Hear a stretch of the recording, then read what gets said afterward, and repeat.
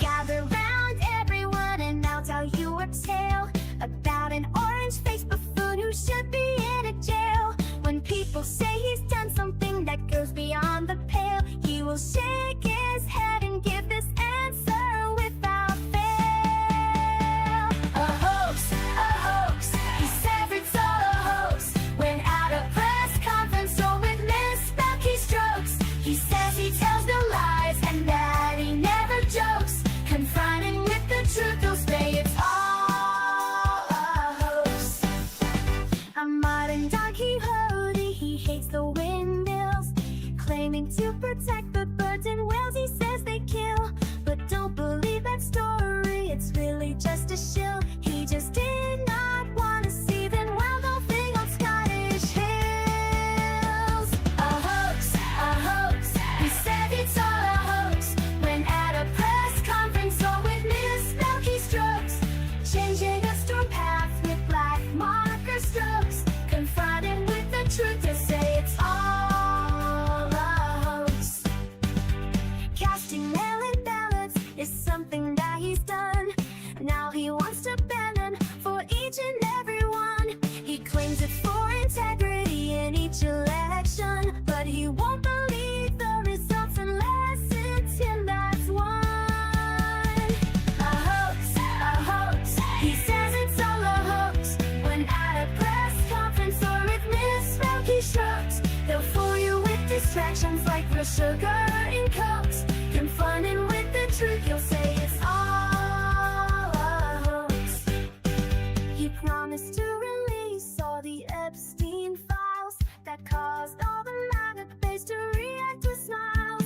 But how long has he put it off? It sure has been a while, and now he's calling this a hoax, protecting pedophiles.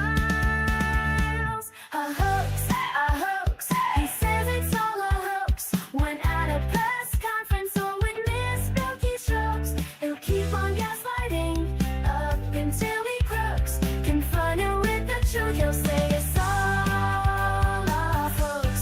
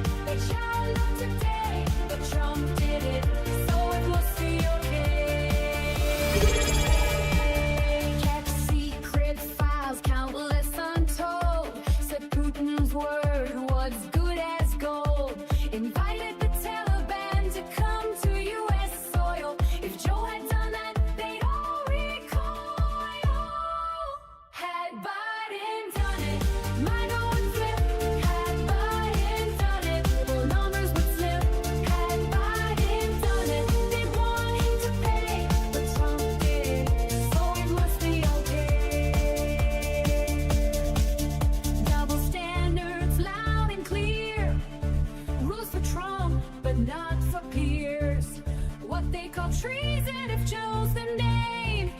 Is patriotism when devil's to blame? Had Biden done it, MAGA would flip.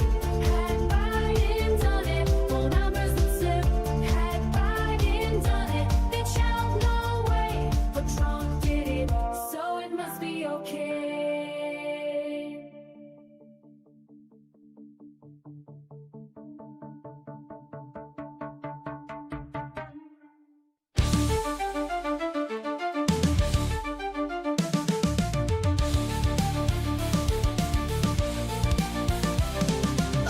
Proclaimed king, a groper in chief, stealing our country, a crooked orange thief.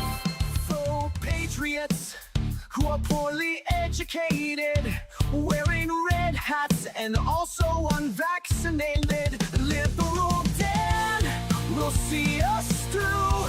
It's the best show that you're not listening to. So when you hear the call, animals unite. Liberal Dan Radio, talk on the left, that's right. A failing media that's barely treading water. They're too inept to fight this new world order. Corporate pigs are at the trough, hear the squeals. The swine won't bite the hands that feeds them meals. But Liberal Dan will see us through.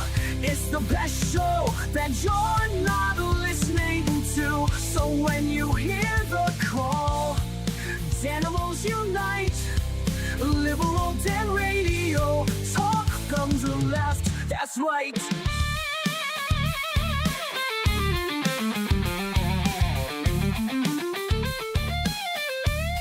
A leftist voice on air, exposing MAGA treason, breaking through their lies with facts, logic, and reason. Unmasking hypocrisy, the truth will be our guide. Call out their lies, justice is on our side. 'Cause Liberal Dan will see us through. It's the best show that you're not listening to. So when you hear the call, animals unite. Liberal Dan Radio, talk from the left, that's right. Liberal Dan Radio, talk from the left, that's right.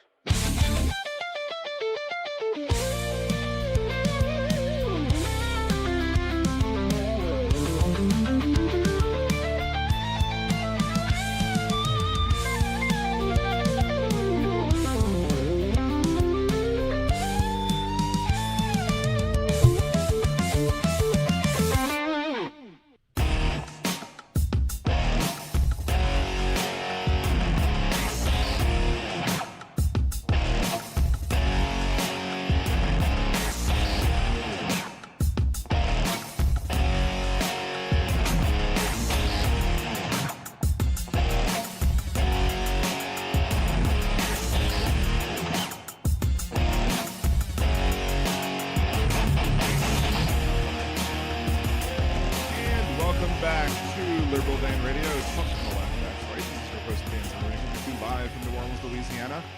To join the conversation, we are going to open up the phone lines pretty much immediately because I'm wanting the conservatives to call in, the MAGA folks to call in and defend the plans that Bannon and Trump now have all talked about his third term and, you know, how he would get there. And I have there's two paths that I think that he could take to get there.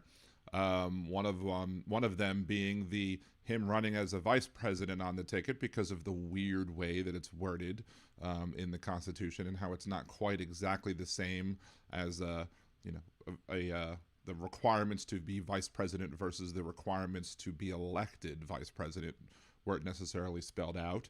Of course, there is the other option, which is taking the Trump v. Anderson route and trying to hope that the Supreme Court will rule in the same way that states who don't have the authority to determine if somebody is qualified for federal office or not. And as such, go that route. Now, of course, again, Trump versus Anderson was narrowly on the, Section 3 of Article 4, Section 3 of the 14th Amendment that says you can't serve in federal office if you were an insurrectionist or committed treason or whatever against the country. If you rebelled against the country, you can't serve in office.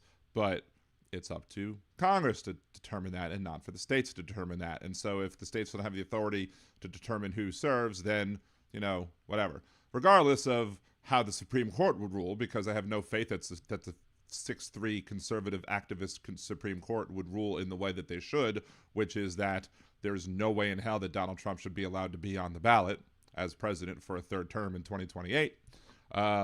I don't have any faith that they'll actually do that because they're an activist conservative court who completely rejects the Constitution at every step they take. Every little step they take, they reject the Constitution. But I've already talked about my opinion on this, and I'll probably make a more specific video as to exactly, I think, how they would try and do it, even though I don't think they should be able to, or the arguments that they might make to the Supreme Court that would enable the Supreme Court to then go, oh, this is why, and have Alito make a badly worded ruling, and there you go.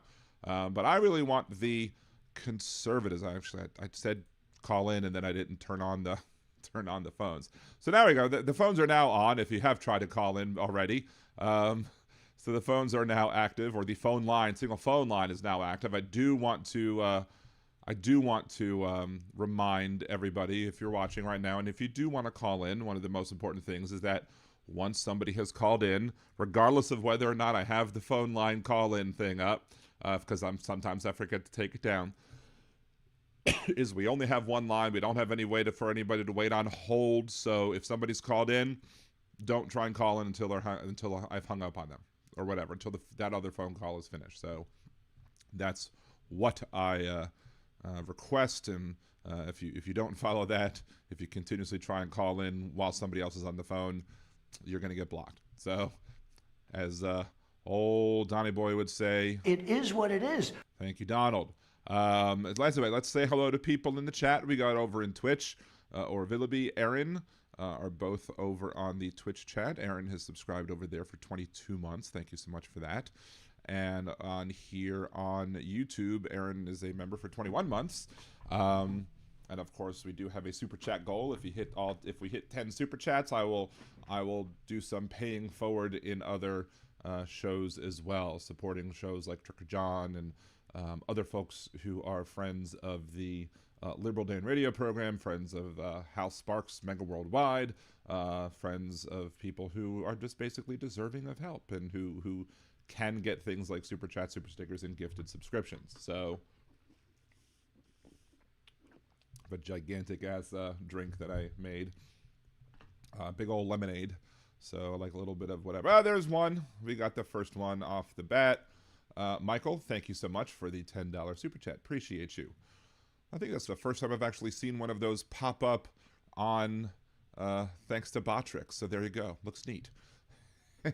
Maybe I just haven't paid attention to it as I've been talking, but this is the first one I've actually noticed. So anyway, over here on the YouTube chat, we've got Nick, Tim, Molly, joy to see you, Steve from across the pond. If it's no Scottish, it's...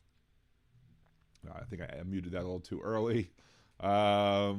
Jackie, got Aaron as well over here. Who else did I miss? Roxanne, Janelle, Suzanne, lots of the J Squad so far. Jeff from just north of Uranus. Sorry. Let's see. Bethany, good to see you, Bethany. Thank you for joining. I think I saw Michael obviously has joined the show. I think I saw Dawn as well. If I've passed by Dawn, I don't know if I have or not, but there she is. There's Dawn. And let's see, CR, good to see you, CR. Dean as well. So MJ, watching from Olympia. Hello from the free state of Washington and F47. There you go. Thank you so much from Washington, way out in Olympia, Washington. So thank you all very much for joining. Again, the phone lines are open, 562-LIBDAN1. You don't have to be a conservative to call in. You can call in if you want to just feel like talking, if you want to say how stupid it is for them to support, Donald Trump and having a third term. I saw one conservative in one of the groups I'm in today basically was like that he doesn't necessarily support it, but he enjoys the popcorn watching because he likes watching the libs freak out about it. And yes, 86-47. And of course, 86 is not a mob term, as some of these morons wanted to say. 86 is a simple, because it doesn't mean 8 miles out, 6 feet deep, or it may have in some mob circles or whatever, but in reality, 86 just is a restaurant term that says take it off the menu. So, and in reality, it should be taken off the menu. The idea that Trump should be president should absolutely be stricken from the menu. No, that shouldn't be something that's an option. However, again, activist Supreme Court, whatever. I want to hear from, I was trying to call into Jeff's show this morning because I really wanted to hear him say what he would do in the hypothetical situation that Louisiana puts him on the ballot. Because if there was any state that was going to absolutely go against the Constitution and agree and allow Donald Trump to be on the ballot, it would be Louisiana. Now, of course, there are other states that would do it too: Mississippi, Alabama, Florida, Texas, most of the SEC states. Would Georgia? I don't know, because Georgia, sometimes some of those people tend to be a little, they've pushed back a little bit against Trump, but not too much. But still, I mean, he did lose in 2020, so. Let's see. I grew up in Walla Walla and know how badly these insane tariffs and policies will hurt those rural areas. I have had some Walla Walla onions when I visited Seattle one time when I was younger. So let's see. Big Hook. Where is that MAGA stampede of callers chomping at the bit to tell you that you are wrong? Yeah, I thought so. Cowards, I tell you, cowards they are. They lack what the cowardly lion had, which was, or wanted to get, which was courage. Hey, Head Enemy, good to see you. Need to turn back on the volume for that.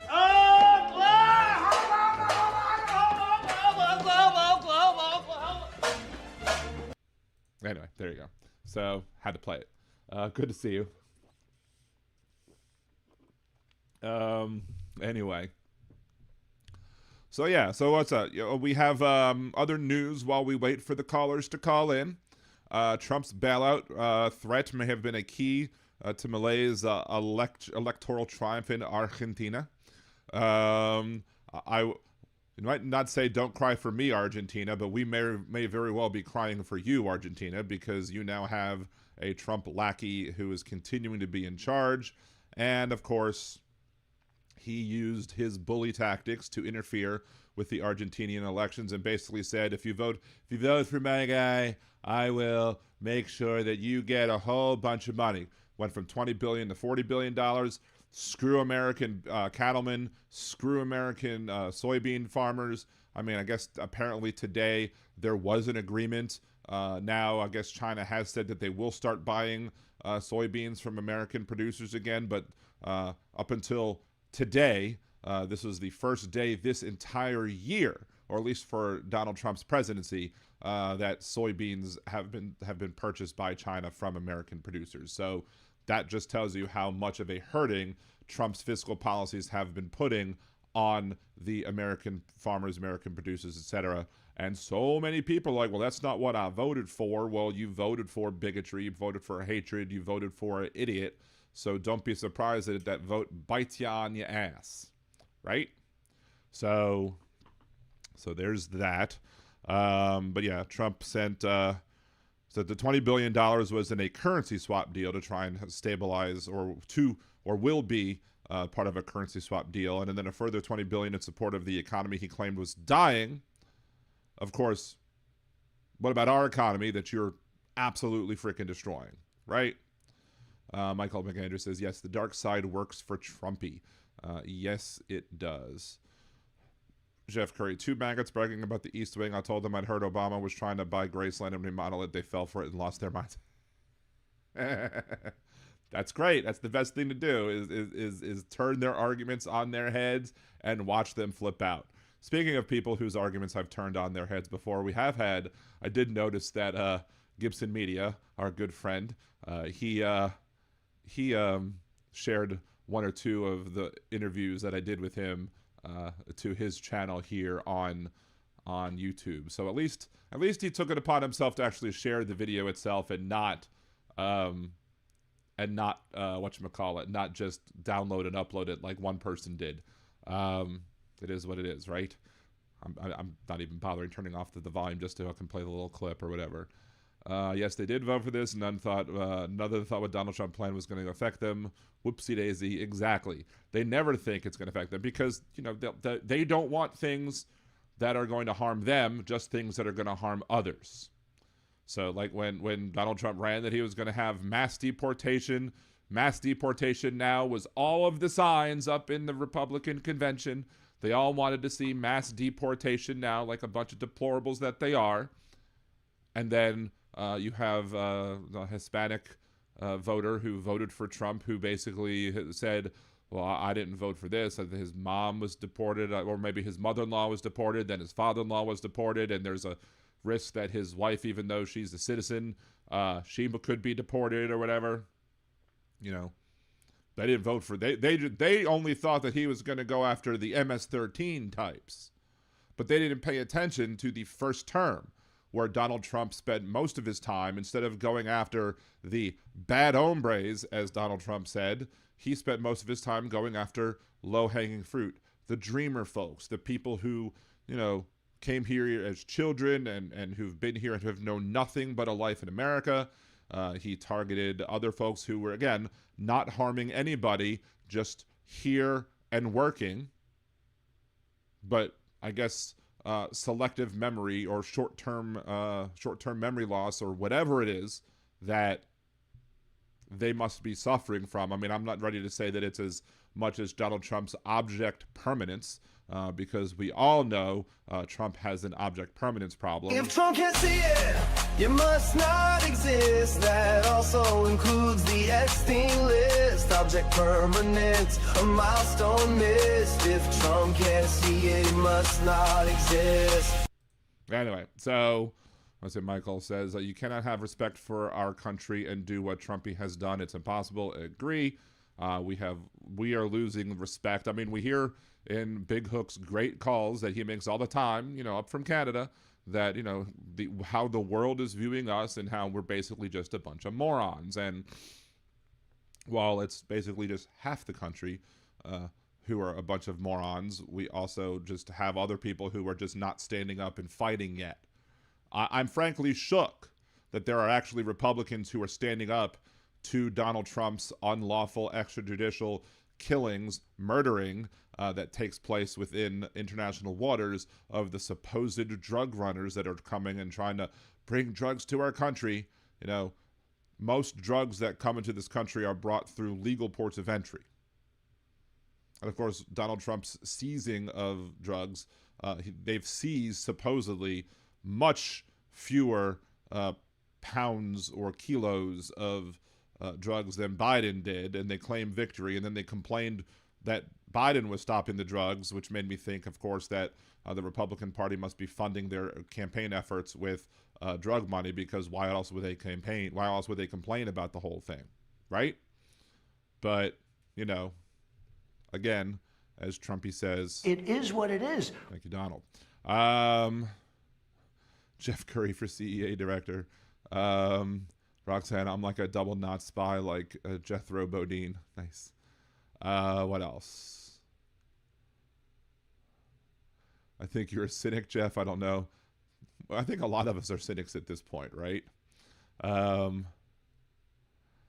Remember how the 9/11? Yeah, I absolutely remember how the 9/11 terrorists got into the country. It wasn't through the southern border, that's for darn sure.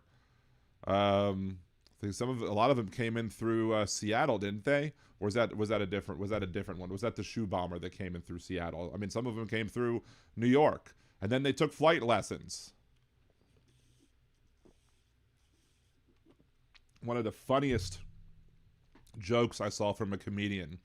It was maybe about 6 to 8 weeks, months, 8 weeks or months. I don't know. It was a very short time, relatively speaking, compared to now, of time after 9/11 took place. And it was a comedian who happened to be Muslim.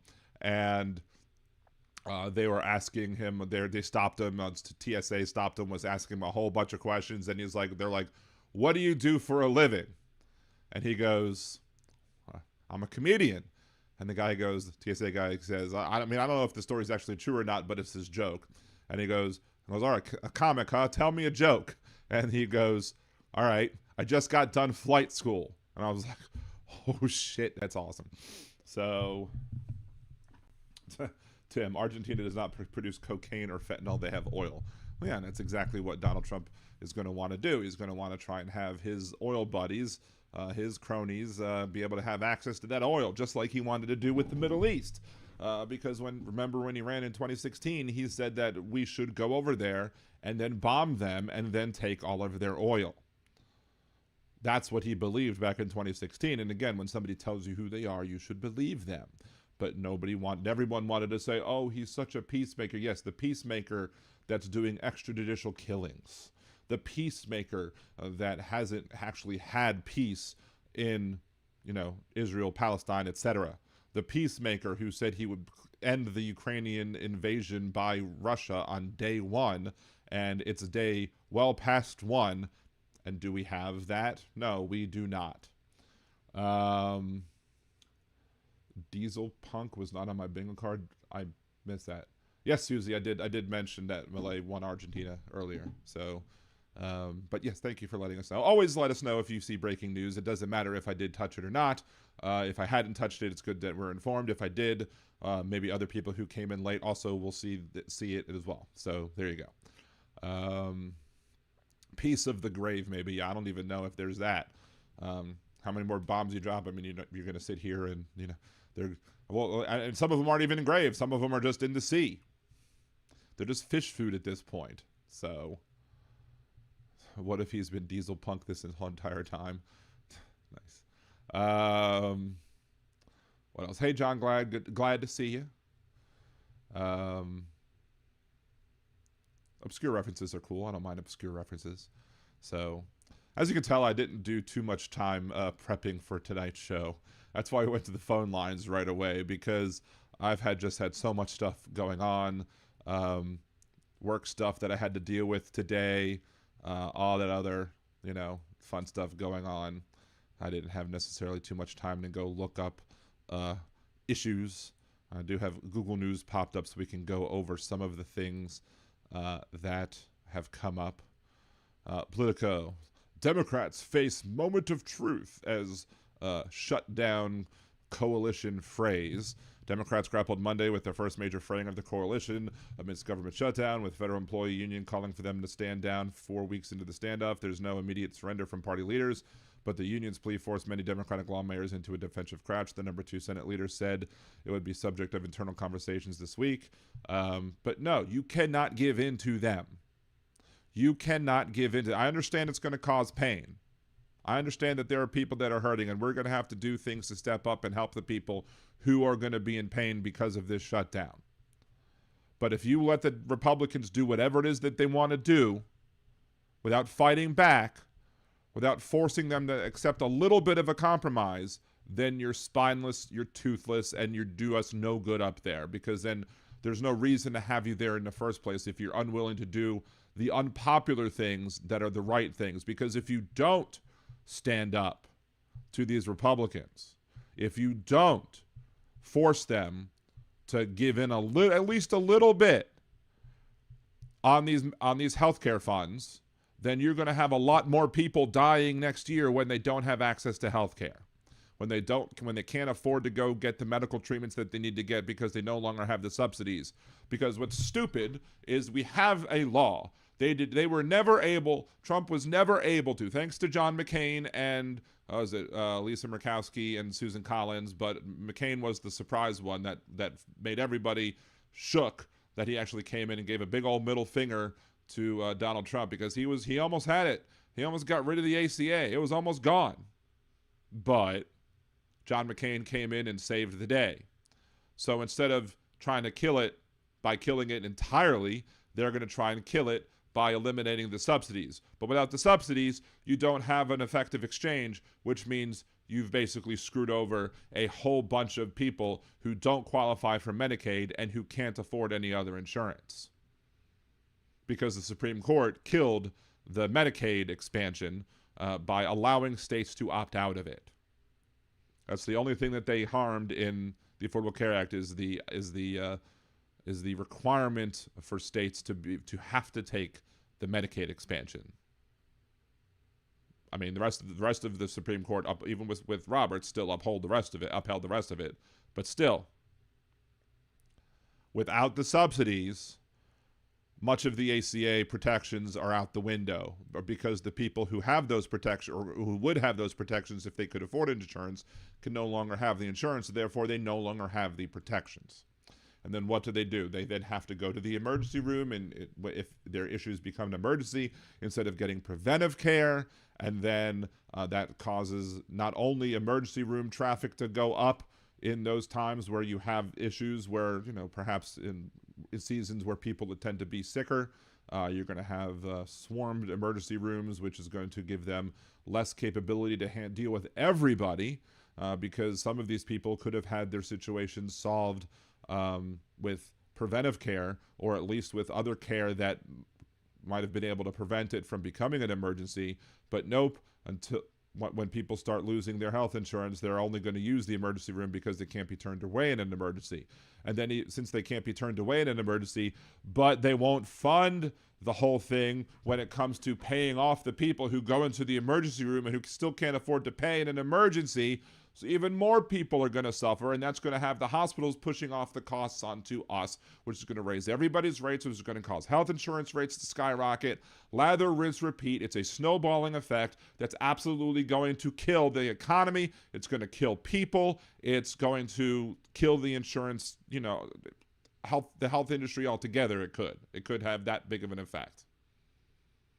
But Republicans don't think about this crap. They just want to, solve all solutions they want to solve with a hammer and not a scalpel. They just want to go sledgehammer to this, sledgehammer to that, sledgehammer to everything, screw the little guy, screw the working man. And of course, you have a whole bunch of people, who are working class, blue-collar workers, who for some reason thought a billionaire was going to have their backs. Again, it's like Linus and Lucy with the football. The Republican Party constantly holds the football, and all these morons are like, hey, let's, this time they're really going to hold the football for us. They never do. Never do whatsoever. Yes, exactly, Susie. Remember when pre-existing conditions were a thing? Welcome back. That's one of the things I've brought up to some of the people recently when I was trying to bring up the fact that they're effectively trying to kill the Affordable Care Act using a backdoor mechanism. I mean, not that kind of backdoor mechanism. Oh my. But still using a backdoor mechanism to try and kill it by defunding the subsidies. But yeah, the person was like, well, what has the Affordable Care Act even done for the American people? It's terrible, it's horrible. It's like, well, pre-existing condition clauses for one thing. You had examples, if you don't know, if you don't remember, there were insurance companies that would basically cancel somebody's insurance. And a lot of this was individual plan insurance, like individuals would get on the exchange now. It was other individual plans that people would get because they knew they needed insurance to be able to cover any potential health risks and to stop any loss that would take place. Pre-existing condition clauses were basically said, hey, if you lie about what you have as a pre-existing condition, we're not going to cover it. Or even if you don't, we're going to drop you. And or if you have something that's a pre-existing condition, we're not going to cover it anyway. So if you're already sick, you can't get the insurance. That's why we have the mandate. The insurance mandate is to basically allow people to be able to buy in during open enrollment, whenever that would be, unless you have a qualifying event, like losing your job, losing insurance, whatever. If you have a qualifying event, you can go onto the exchange and you can go get that money. You can go get that policy or whatever at a date that's off. And you can get the money, too, from the subsidies until the Republicans shut them down.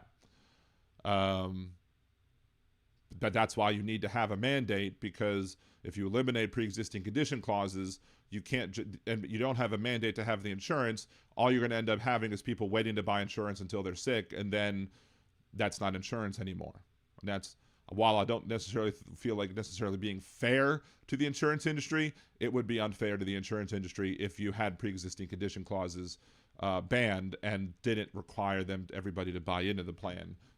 So instead, they wouldn't be able to wait to get sick. Wouldn't be able to wait to get sick until getting their insurance. So, but you had examples of individuals who had their policies canceled, who wanted, people like, for example, who wanted cancer treatment.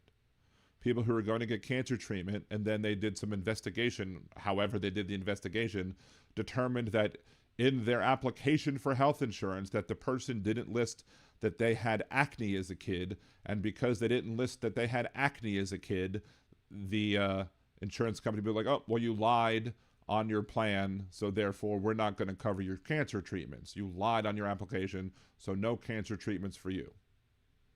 So that's why we had to get rid of pre-existing condition clauses, because they were being abused. Rescission is something else that the Affordable Care Act eliminated, got rid of. The ability of just people to cancel policies altogether, outright.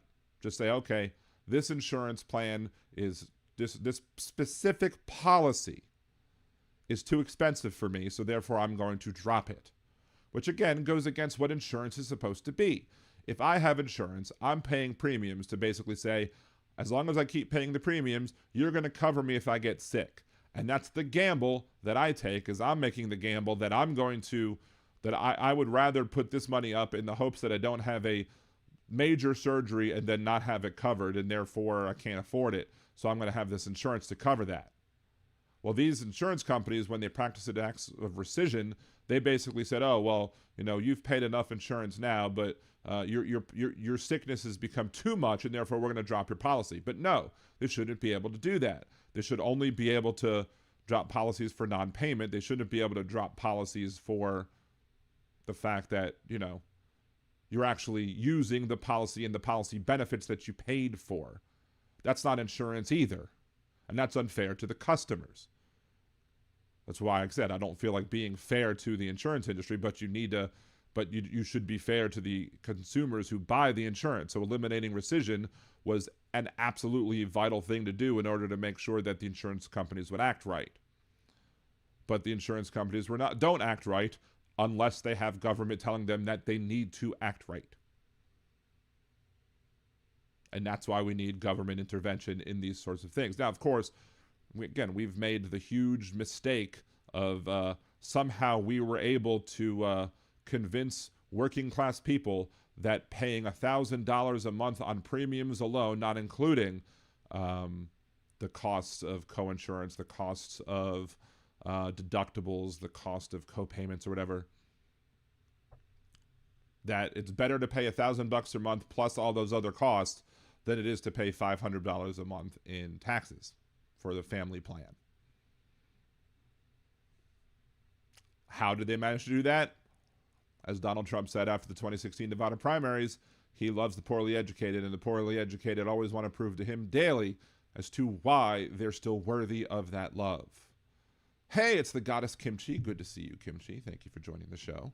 I don't know if I said hello to Susie, but if I did it, hello, Susie. If I did, hello again. What else? Did I miss anybody else's comments? I think I've seen everybody who's come in. MJ Daniel says, I think Americans need to harness the No Kings energy towards pressuring their state Republicans since they are home and not in D.C., and their state election officials to ensure fair elections. No NG.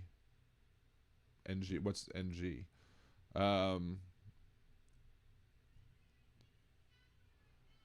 Let's see. Nothing new over in the Twitch land, so we can head back over and look at the YouTube comments as well. Thumb Brother. Of course, I'm still waiting on the spicy podcast of Kimchi and Jeff Curry. Lots of spiciness all the time. Susie, Big Hook is driving at the moment, so I guess he's going from either to work or from work, but earlier in the chat he said that he was driving, so that's where he is currently. On the road again. Lord, I can't wait to get on the road again. Anyway. While we're waiting for people to call in, 562-LIBDAN1, 562-LIBDAN1, 562-542-3261, especially conservative MAGA types who have no issue with Donald Trump's third term. I want to hear from y'all. I want y'all to say exactly what it is you agree with when it comes to a third term. How do you think it's possible, and why would you support it, and would you then be vociferously against it if, you know, Obama wanted to do the same thing? Because absolutely, if Donald Trump is going to try and get himself on the ballots for 2028, I absolutely want to see Barack Obama getting on the ballots too for 2028. Because if y'all are going to do it, if y'all are going to go after the Constitution and violate it, then why can't we? Why must we always take the high road while y'all take the low road? So if you're going to get Trump, we should get Obama. Put that match up. I guarantee you, Obama will kick your ass. And then you'll regret ever trying to do that. But here's the thing. If Obama and Trump, and here's the problematic thing with it. Let's say Obama and Trump do get on the ballots on all 50 states because the Supreme Court says states can't determine whether or not somebody's qualified to be president or not. You then get to the January 6, 2029, when they do the counting of electoral ballots, the Republicans in Congress will go, "Oh, we won't accept these electoral college ballots for Barack Obama, but we're going to accept them for Donald Trump." And then again, even if Obama wins the overall election, he'll still lose because they'll deny him his seats, and then that'll be again the end of our country. Done. We've stopped being a constitutional republic at that point. At that point, everything should just be null and void because fuck it, right? Prepare for Obama and Clinton and Roosevelt. Wait, what? Why Roosevelt? Or which Roosevelt? Because, I mean, we have to drag out a corpse for that one. So, Suzanne says, we have coyotes in the neighborhood, like the four-legged ones, or the ones that bring people here, you know, criminally, like, you know, and I don't mean criminally like violating our border policies, like criminally like, you know, kidnapping and abusive and all that other bad shit that the coyotes do. So it's Teresa. Good to see you, Teresa. Thank you for joining the chat. Shouts out to you. Kimchi, I just thought of a joke for a teaser for a show. I better not say it. Email it to me at liberaldanradio@gmail.com. I want to read it, and I'll read it out if I think it's good or not. How about them apples? So there was a sign that actually said we had coyotes in our neighborhood as well. The animal, you know, the four-legged kind, the four-legged furry kind, not the bipedal ones in trucks.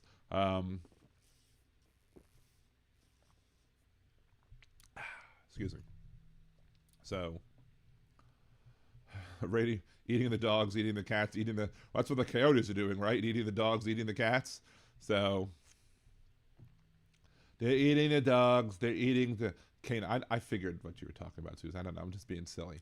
Although you never know these days, right?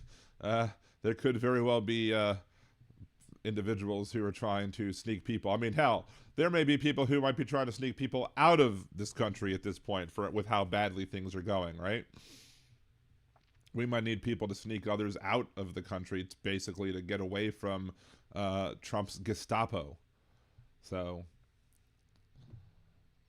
because there are a lot of conservatives who are like, you know, I did not see that coming.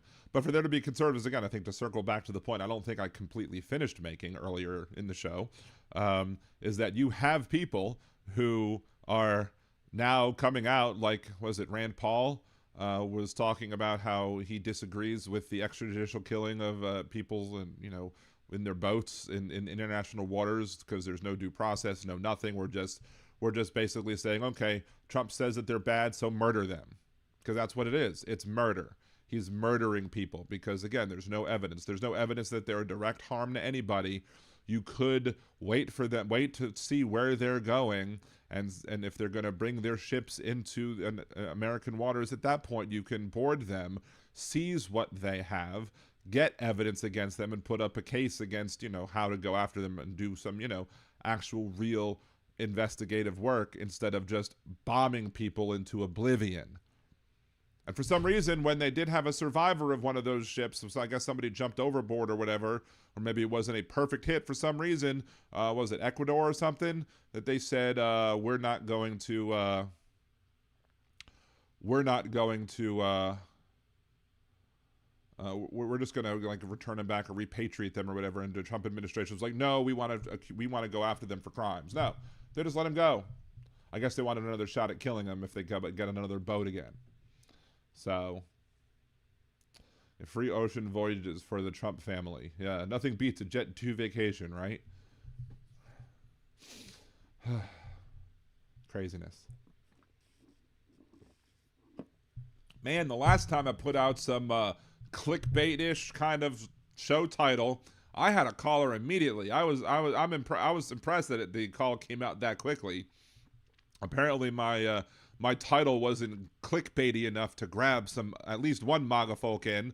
I even made a TikTok video earlier, and I was like, hey, in about an hour, I'm going to be going live. And if you're a MAGA conservative and you feel like, debating me on this issue of 3 terms, hey, come on and do it, because I would love to have that debate. But unfortunately, they're too scared. They don't know how to handle it, right? Let's see. He wants to he wants a war to avoid elections. Does he know we've had elections during war? Well, he actually said he doesn't want a war. He doesn't want to declare war. He just wants to murder people.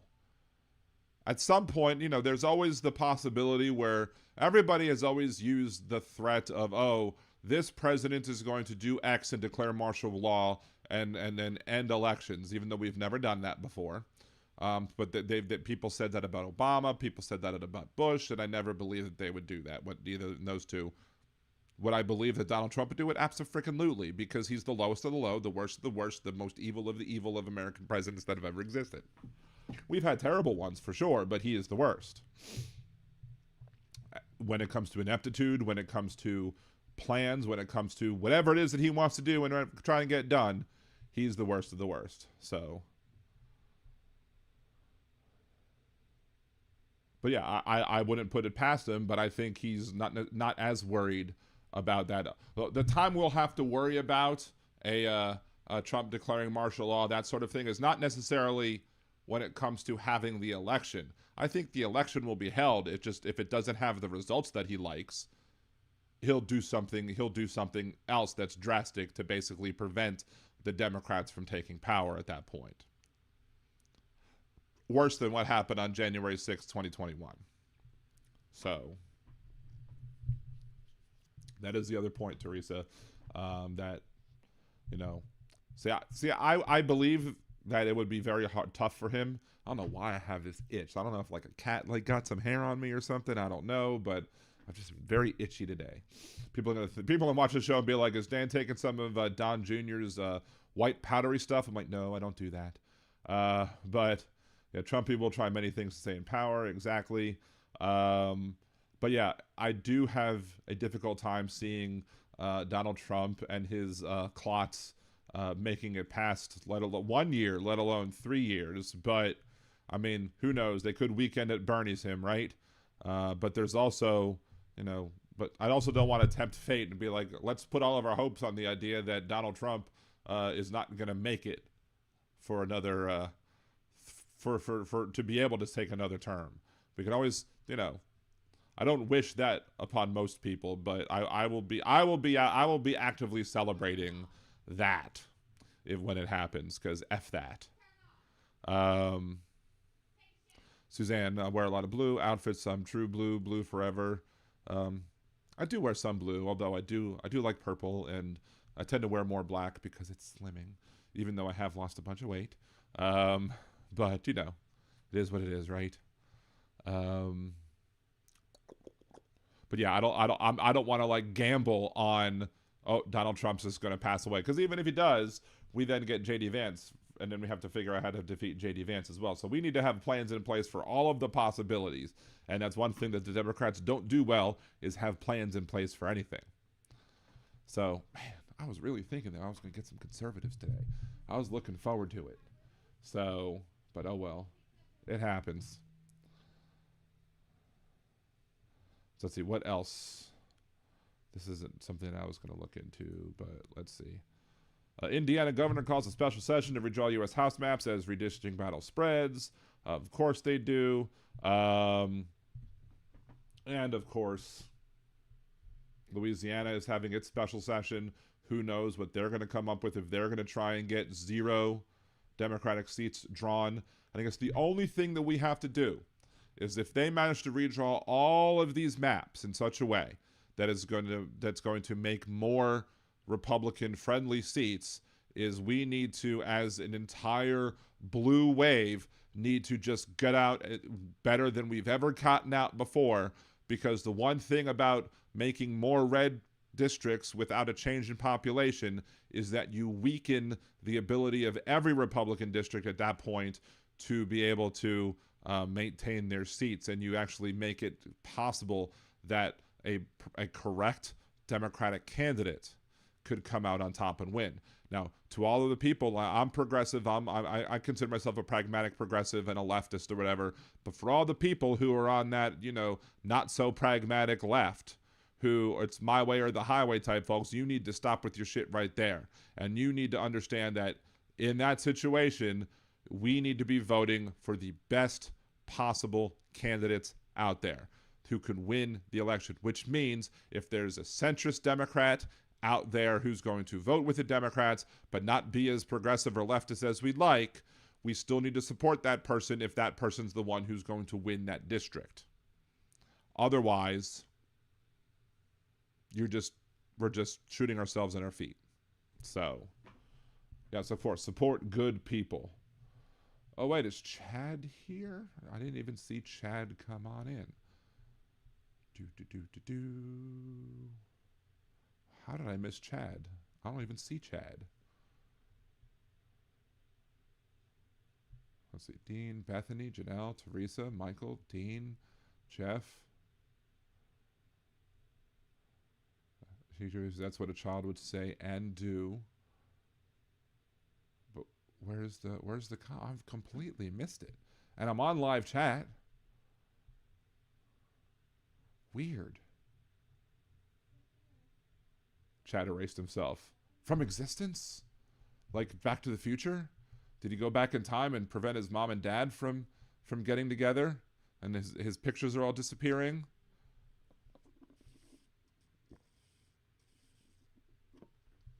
Bum, bum, bum. Anyway, obscure, not so obscure movie references. Trollbot needs a hug. Well, I'm a very huggy guy. I do like giving hugs. It happens. Charlie Kirk, murder suspect, can wear civilian clothing in court, but must remain restrained. Interesting. A man who is accused of murdering a conservative actress Charlie Kirk will be allowed to wear civilian clothing during pretrial hearings. At the same time, the judge denied a request from the suspect's 22-year-old Tyler Robinson to appear during the proceedings without any restraints.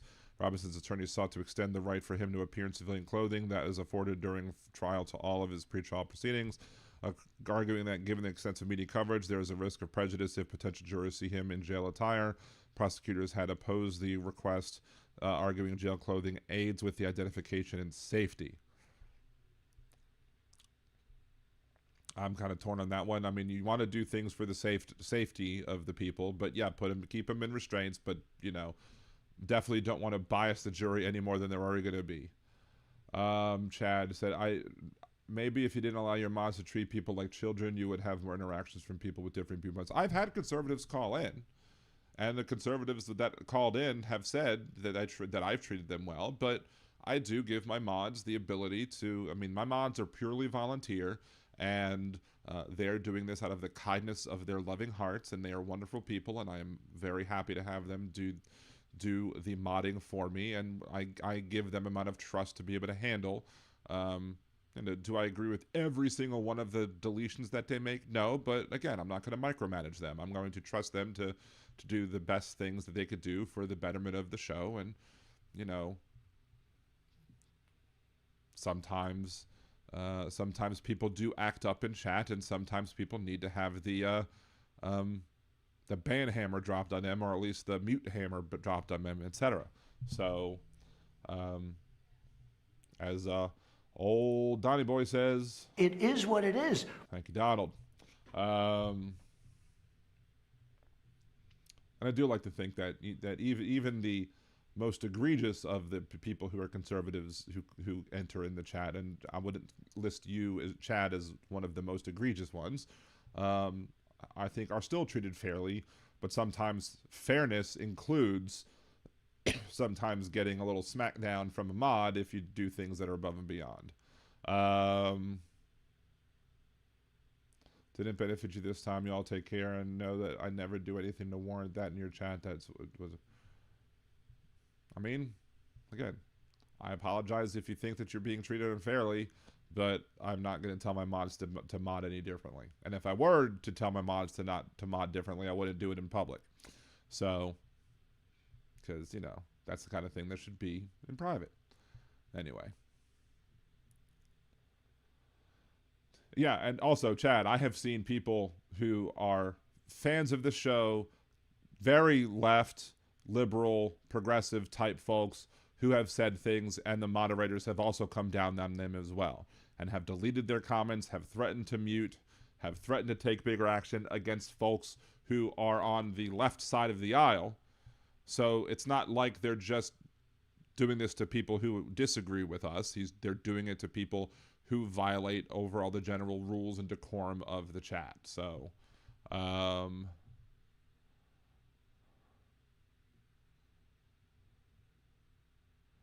what did Jeff say? I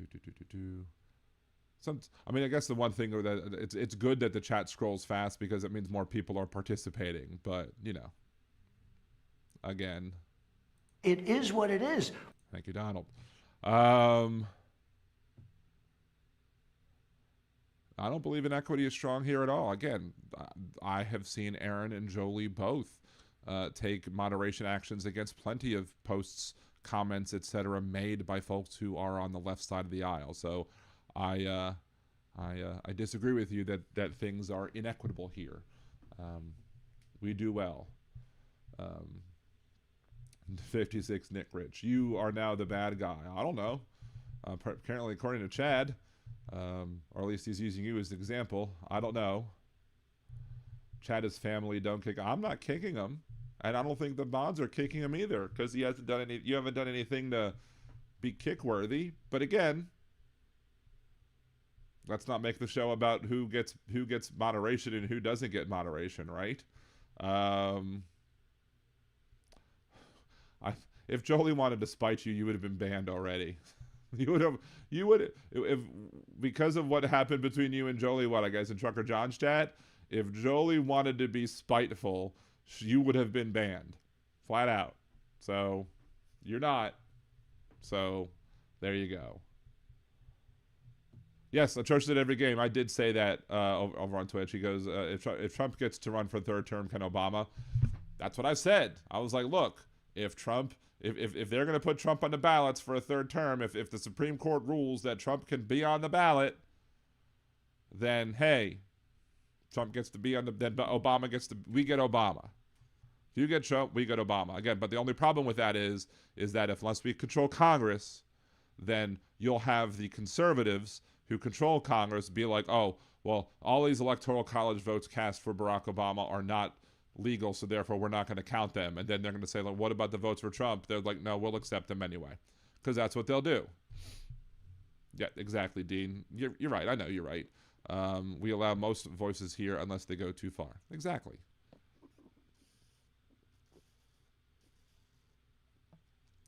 Excuse me.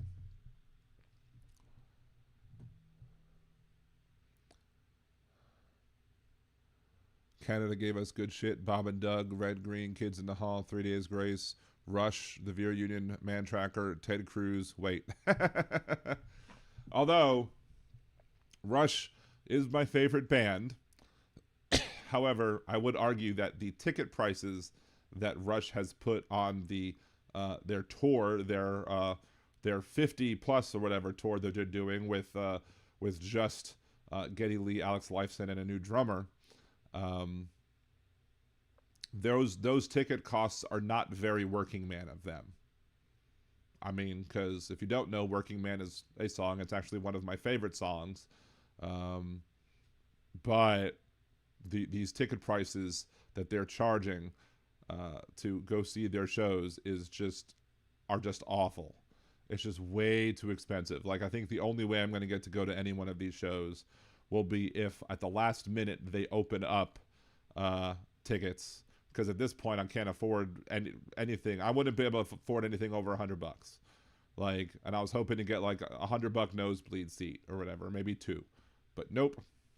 The like cheapest one that I saw when I tried to get tickets was like $250 to $300, and that was like upper third level of these arenas. So they should have either put them in bigger stadiums, or they should have they should have had the ticket price. And of course, now I'm seeing a whole bunch of tickets go on sale for resale on a lot of the Ticketmaster sites. So basically, there are a lot of people who literally just bought the tickets because they want to flip the tickets. And people say, oh, it's a free market economy, you should do whatever you want. Yeah, but if you're really a Rush fan, you should not be doing that. If you're really a Rush fan, you should be just trying to allow everybody who is a fan of Rush to be able to see them this one last time. So, anyway.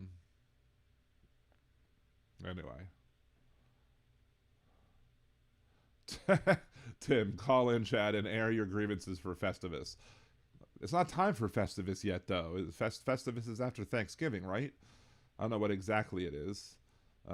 Suzanne says, I'll call in Wednesday. I don't feel confident enough today. Oh, I mean, you're welcome to do whenever you do it. So, Kimchi, yes, Chad, please call in. I missed the whole thing when I let the cat out. Who let the cat out? Meow, meow, meow. Right? No? Sorry.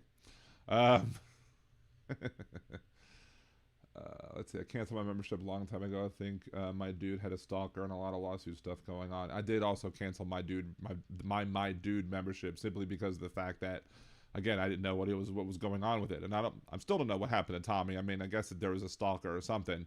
I don't know if he posted any video about it or not, but I mean, there are people who are freaking scary out there when it comes to politics. Hell, there are people who are on the left who are scary. I mean, the person who stalked me or who made me have to get a restraining order against him, he referred to himself as a leftist. He was even so far to the left that he was a gun-toting leftist. But, you know, fortunately for me, I don't believe he even lives in our state anymore. I think he moved several states away, if the rumors are true. So,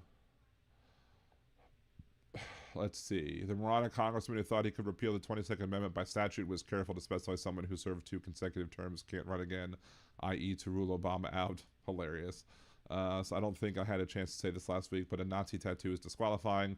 Platinum needs to drop out right effing now. Similarly, his rape apology script. Exactly. I actually had emailed the Graham Planner campaign before all of the mess came out and was like, hey, would you like to be on my show? And I thought at that time it was BS what they were doing, because they were trying to bring on, I guess, the old ass governor of Maine as somebody who the establishment candidates would back. But once it came out that he had that tattoo, and once he had the rape apology or whatever, I'm just like, nope, not doing that, son. Nope, we are not doing that at all.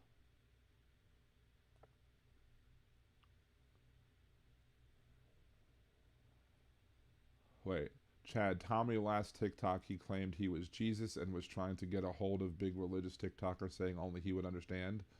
He had a... Interesting. I'll just look for that. What happened to the streamer, my dude, aka Tommy? See if that's anything. Let's see. The streamer known as My Dude, username My Dude, has been inactive on Twitch since late July 2025. His last streams were in the just chatting category, and his channel had 5.1 thousand followers. There's no information from recent searches that indicates a specific incident or controversy. It's possible that the users can confuse the streamer with another more prominent Twitch policy, blah, blah, blah, blah, blah. No, no, no. None of that. Neither of that.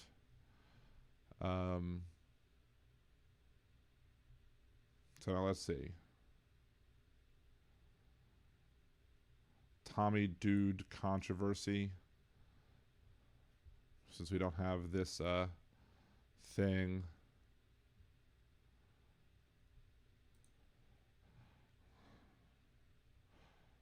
What was this on? He goes, I don't know. I don't see anything on here that actually says what happened to my dude. So, it is what it is, right? So, I mean, I do see TikTok on him. I just haven't seen any streams from him either. I haven't seen anything. So, but I hadn't heard anything about him claiming that he was Jesus and trying to get a hold of a religious TikToker. So I think that might be, I don't know, a little out there, but that could be, the lies travel halfway around the world before the truth gets out of bed and has breakfast, right? So,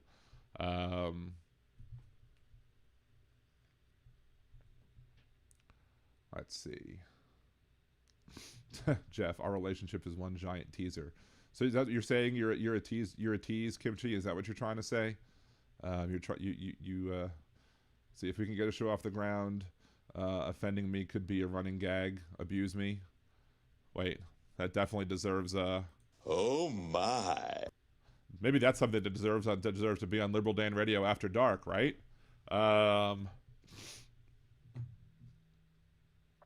Let's see. Let's see if we can get that. Tommy, my dude.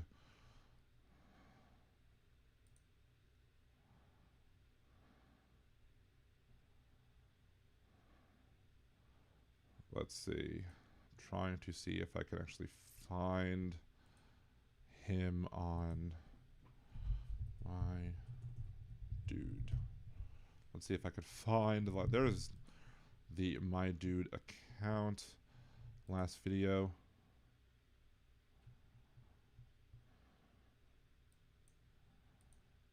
All right, here we go. Here is you can go to the alternate page, and here is my dude on his News Dude, YouTube News Dude, and here is the last 5 minutes and 45 seconds of the most recent video, I guess.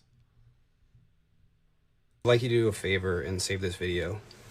Save it before you watch it, and tag Dan McClellan. Repost it and tag him if you need to. I'm going to tell you the real story of Jesus. Jesus had a son he loved very much, a son he loved more than anything in the world, but a son that he couldn't emotionally connect with, and he couldn't figure out why, what was missing. Jesus had a narcissistic dad and emotionally... It's the 4th of... Oh, crap. Hey guys, I'm fine. I know it. Jesus had a narcissistic dad and an emotionally absent mother.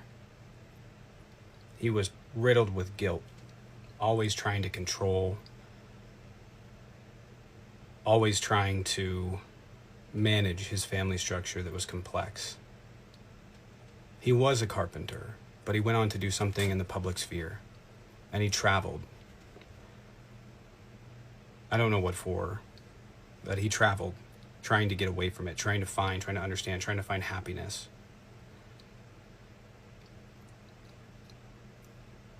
I think it was women. I don't know. I don't know the story enough. But they were trying to extort him to get enough information so that they could control him. And he made a connection that would undermine mass societal corruption. He tried to tell people around him he was going through a pretty manic, awful episode that people couldn't understand. Nobody could understand the connection, no matter how much he told them. They could not understand the connection. He told people. And when he figured it out completely, he took it to the government because he felt scared. He tried to tell them, but they didn't want to hear. They didn't want to hear because that connection would undermine mass societal corruption. He loved his son, though. Everybody knew it. And God was sending him premonitions that he should be worried about certain things. At a certain point, he convinced Mary Magdalene, who his son lived with back and forth between him, that he should come with him because he was in danger.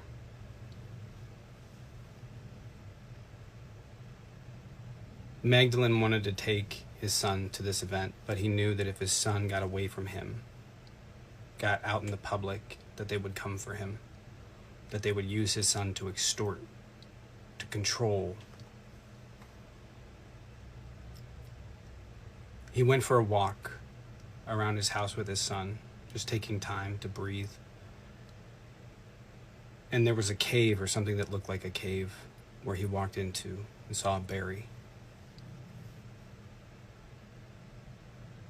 He came out, and that night he had a long conversation with his Magdalene, and his mom and other people came to him, and he tried to convince them to just, it's fine, he's not gonna do, he's fine, he just wants his son.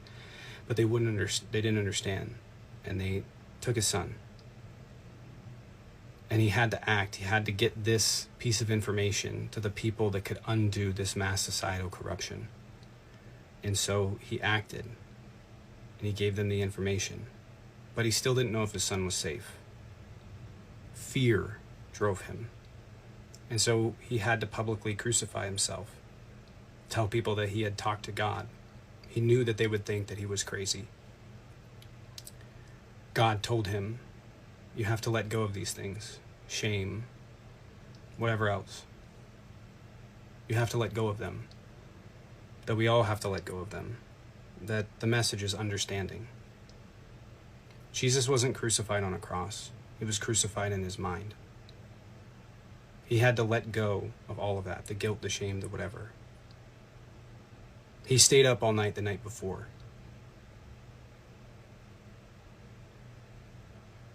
Couldn't sleep. And then he told people, and they thought he was crazy. People that were trying to contain the mass corruption and people that were fighting against it, they had that information, so his son was safe. But people didn't believe him. And then he had to tell. He had to tell them maybe the story of Moses, I don't know. And the same way that I'm telling you the story of Jesus. I know, because I lived it. I'm the prophet. I hope that this makes sense to Dan McClellan. I have more if he would like to sit down and talk about it. I didn't want to be, but God knew I would do the right thing, no matter what. That I would expose it. The guards. That's what I yelled. I yelled the guards. Because they were going to kill Maxwell's guards. Or Maxwell's guards were going to kill her. That's the same way they killed Epstein. Through the guards. If you could get this to Dan, I'd appreciate it. I'd like to talk to him. He might be the only person that understands. Hey guys, I'm fine. I know everybody's... Well then. Yeah, if I ever get like anywhere close to being like that, please, warn my wife and let her know that I need help, because that's a little off the wall there. Yeah, I don't quite get that. As to people who, I understand. I mean, John Glad says, LOL in this Jesus story, you need to stop listening to batshit crazy people. Tommy was great. Tommy was a great creator. He was one of the very few people who even had, even bothered to talk about the whole reason why Donald Trump was responsible for the price of gasoline surging in 2022, even though he was no longer president, because he made a really shitty deal with Russia and OPEC to artificially reduce oil production, and as such, it limited the supply, so that once demand went up, prices would shoot up as well.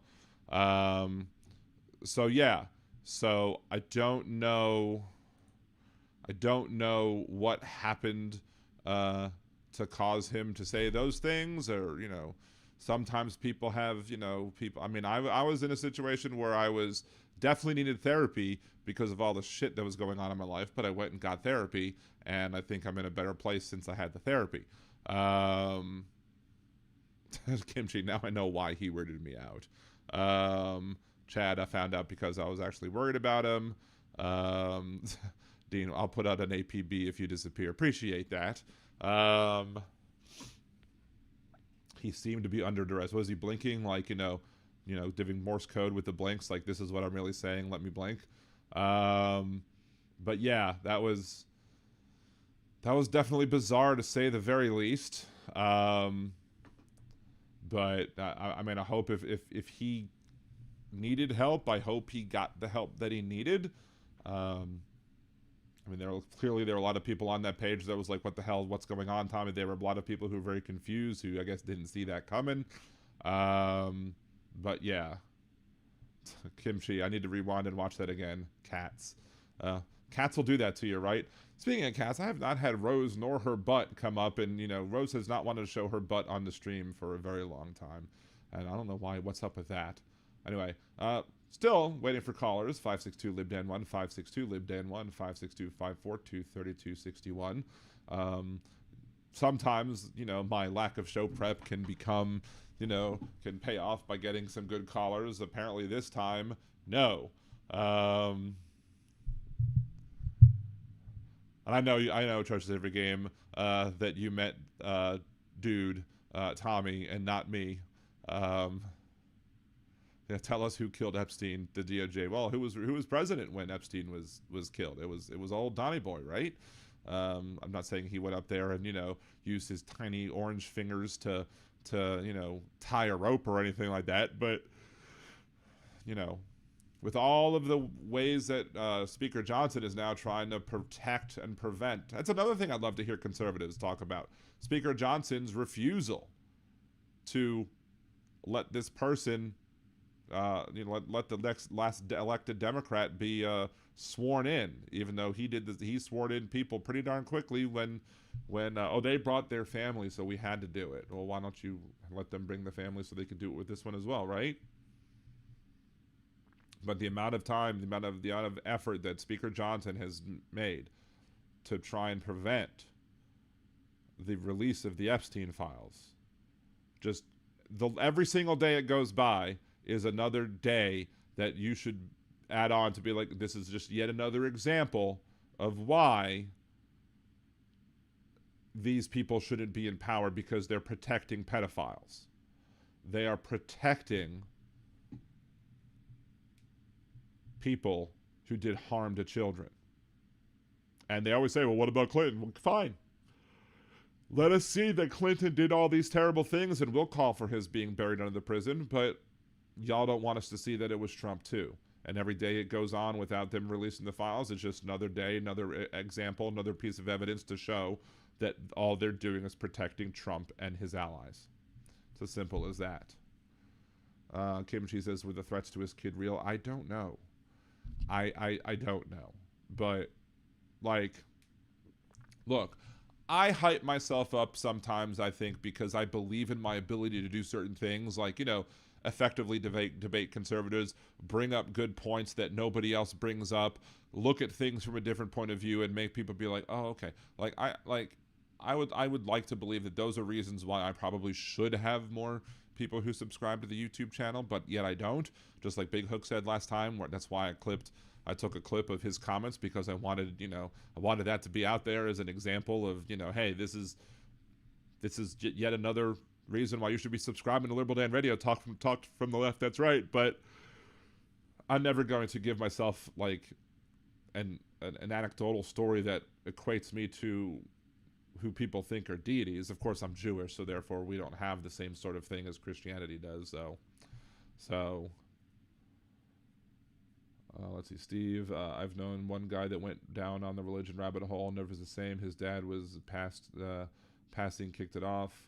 That was beyond scared. It was a true mental break. The psychosis was apparent. I mean, again, I'm not a mental health expert. I can't speak to actual psychosis or not, but it was definitely weird. That's for darn sure.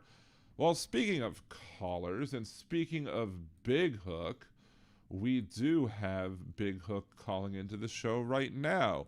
You were very patient. I know you were driving too, but you were very patiently giving conservatives more than enough time to call in. But thank you for calling in, Big Hook. How was your weekend? It was okay. Yeah, with the Tommy thing, I'm very glad that he came out and put out a statement. The thing is that Was that the statement, or was Tom there Powell. another statement? No, because here's the thing. If you were following Tom Powell Jr., Uh-huh. he put out a video and he said two creators both disappeared on the same day, on August 9th. And Dude was one of them, and the other one, police have a body that they're trying to identify, and they think that may be the second creator. Uh-huh. And I think Tommy basically had his hand forced to say, okay, well, I don't want somebody to call in and make a missing persons report and end up having police all up in his ass and whatnot. So I think it was, like I said, I think it was him having his hand forced. And I can totally understand, because he was pursuing legal action before with a stalker.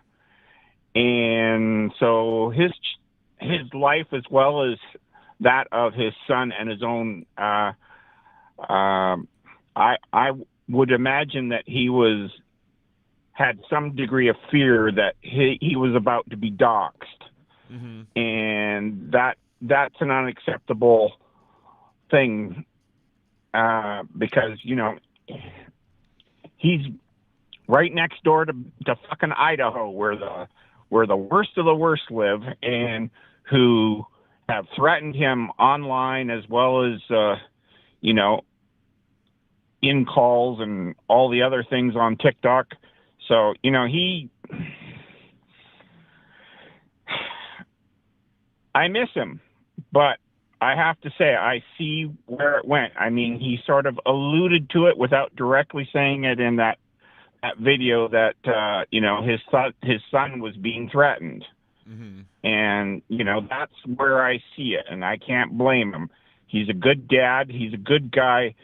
You know, he's put it out there that he's not afraid of anybody. He's 6'3" and he carries all the time. But, you know, he's maybe he's had a few confrontations and that was it. He probably got confronted in a parking lot somewhere, or somebody recognized him, or maybe he was getting followed in his car. Who knows? He's not going to say. Right. And, you know, if he's disappeared, he wants to stay the fuck disappeared, so that way nobody else can do it again to him. So, you know, that's the sad fact of where it stands. At least the way I see it. I'm just very thankful that he is alive and well, because I was really, really worried about him and was thinking the worst, because, like I said, Tom Powell Jr. said the same thing. He said, you know, something happened, because you don't just disappear. And both creators disappearing on the same day, and then a body being possibly identified as the other creator, yeah, that would put the fear of God in me as well. You know, I mean, if he felt for the safety of his family, I mean, obviously I would take drastic. You know, I would, if I felt that this was putting my family at a risk, I'd probably take a big step back as well. But, you know. Well, at some point in time, he may re-enter the arena. But at this point, we're all speculating. And, you know, I can't say what the best answer is. I mean, he's obviously deciding for himself what's best for him. Right. I miss the debates. I miss the, you know, but let's face it. I watch all the other forums where it's either a discussion or a debate forum. Right. And almost every single one of the callers is batshit crazy and whatnot. I mean, did you see that Luke Beasley Jubilee debate? I mean, and it was all MAGA Trumpers, and oh my God, they were all fucking insane. They just, you know, and they were like, oh, well, the one of them brought, a black guy of all people, brought up that in defense of the nation, patriots as well as tyrants will die in blood. You know, I mean, like, sorry, excuse me. That's some unreal and conspiracy-laden shit out there where they are trying to justify in their own minds that this stuff is there. You know, I mean, and when confronted with January 6ers and everything else and all the other evidence, they were like, "Oh, but the FBI were there. This was a trap. This was a, you know." And I mean, like, what are you going to do with that? I mean, he held his own very well, but you know, he was dealing with rapid fire bullshit, you know, from everywhere, and you know, you can't reason with these people. They are too far gone. You know, they you know, if they were given a psychological assessment, they would be deemed ready for the funny farm. Right. You know, I mean, and that's just it. Maggots are not reasonable people. You cannot deal with them. They're they're a lost cause. They are, you know, not worthy of having a discussion with. This agree to disagree shit is over. You know, I saw a post there. It was on the Hawk podcast, and the one lady said, "You know what? If you're a liberal, you would feed all 100 children if you knew that one of them was starving. Right. But if you're a Republican, you would starve all 100 of them because you thought one of them didn't deserve it." You know, and that's the thing. It's all about the cruelty. This standing on principle. It's not principle. It's fucking cruelty. There's no two ways about it. Conservatives are assholes. You know, there's no polite way to put it. "Oh, but I," and it's like, yeah, you're doing the same thing over and over again, trying to justify the unjustifiable, you know, and it's sickening what these people will do and what they come up with and whatnot. I mean, well, the example for that is like, look at the child with the brain cancer or whatever. Cancer, yes. Yeah, I know, and that's just it. Citizen child, and like saying, "Oh, well, we're going to deport your parents, so your parents have to decide they're going to take you with them or are they going to leave you here with strangers." Like, well, what's even worse with that case is that the father was actually a citizen and could have accepted it, but the thing was is that they shut him out of the conversation, and they refused her a phone call so that way she could basically leave the child with the father, so that way the treatment could occur. And they deported her and then told her that you don't have any choice. Either she goes with you or, you know, we put her in the system. And she was like, "Oh, my God, if she's put in the system, you know, she won't get her treatment. They'll have to try and do a whole brand new assessment, try to locate the father and everything else." And, right. You know, I mean, this is the kind of bullshit that they play. It's all fucking dirty politics for the for cruelty's sake, because they think, "Oh, see, I'm an asshole and I'm a powerful asshole. I'm the motherfucker you don't ever fucking come face to face with, because you know I have a whole herd of assholes out there that will back me up and justify the unjustifiable, and will, you know, I mean, that's the thing. We are not dealing with reasonable people. We are not even dealing with humans for any lack of the word.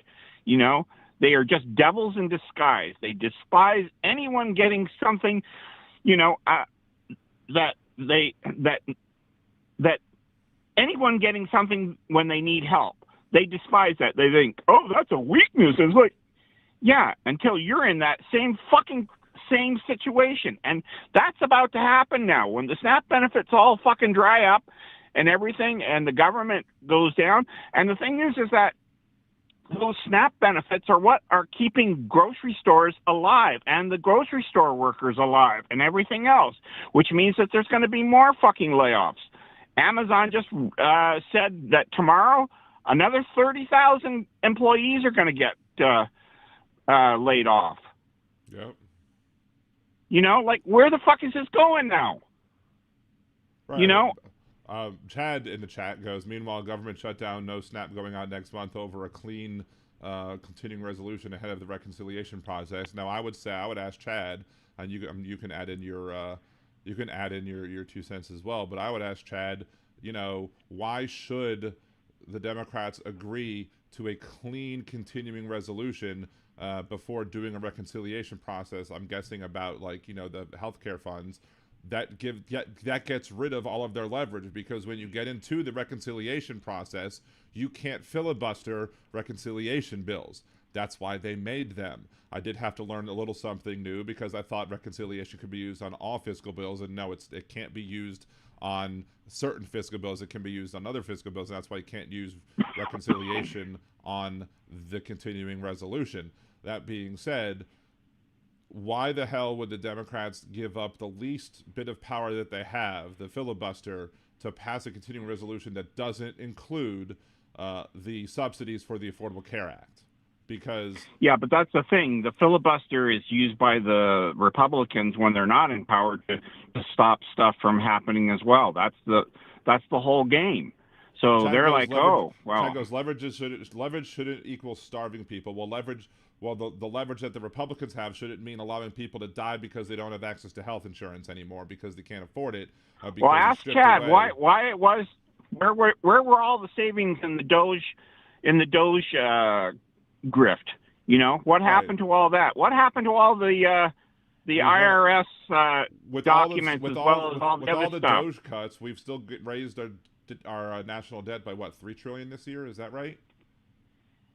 Oh, it's off the charts. I mean, this point, and Elon Musk is now trying to get $1 trillion payout from Tesla. Did you catch that one? I missed that one, but I mean, I was saying that because that during Trump's presidency, that it's very well possible that Elon Musk could become the first trillionaire, and well. Yeah, exactly, and that's the thing. And the shareholders on the board need to say no. He was offered $56 billion for 10 years for running the company. And, you know, and what has he done? He's run the company into the ground. Why should you be rewarded for, you know, creating an unsustainable model of business anymore? Because the thing is that, you know, nobody's going to buy anything because of all the things that Elon has done. And that's the thing, you know.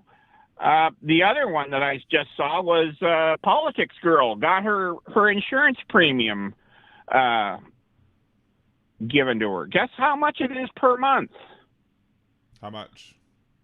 It's over $4,000 per month. Jesus. And so that's that's and that doesn't cover the co-pays either. So right. she is going to be at death's door, because that means that she is going to have to come up with over $4,000 a month if the ACA subsidies are not put into place. And, you know, she said somewhere along the line, I think it's her medication costs are upwards of $100,000 per month. I wouldn't be surprised. I mean, hey, I've been on the Trulicity for over a year now, and I can't imagine what that full. I mean, I could probably go look at the explanation of benefits, but I haven't bothered to do that yet. But I wouldn't be surprised if, you know, the amount of money that I spend on my you know, drugs or whatever, or this year without. What is it, the co-payments or whatever, without, if you take the co-payments and the deductibles and all of the healthcare costs above and beyond my insurance premiums, we've spent 20 grand this year just on insurance, and I don't even have an exchange plan. This is just a work-based plan. So, and work increased the premium last year, and they also made it so that it was 2080 instead of 1090 on preferred providers or whatever. But I mean, even then, we would have still hit our maximum out of pocket regardless with all of the shit that we went through this year. But it's freaking ridiculous that I have to spend maybe a fifth, maybe a a sixth of our income or whatever. I have to figure it all out, you know, with the pre-tax dollars or whatever. We have to spend that much money to be able to just live. Without the insurance that I have, I would have lost my wife this year. I can't imagine somebody else having to make that decision with an exchange plan and be like, oh, and then the next year they have to go through the same situation that my wife went through. If I didn't have the insurance that I had, my wife would have probably died early in this year, because we wouldn't have been able to figure out what was going on, and she wouldn't have been able to eat, and she would have passed away. But again, the Republican Party does not give a rat's ass. And Chad keeps trying to claim in the chat about, oh, we'll make people starve for Thanksgiving.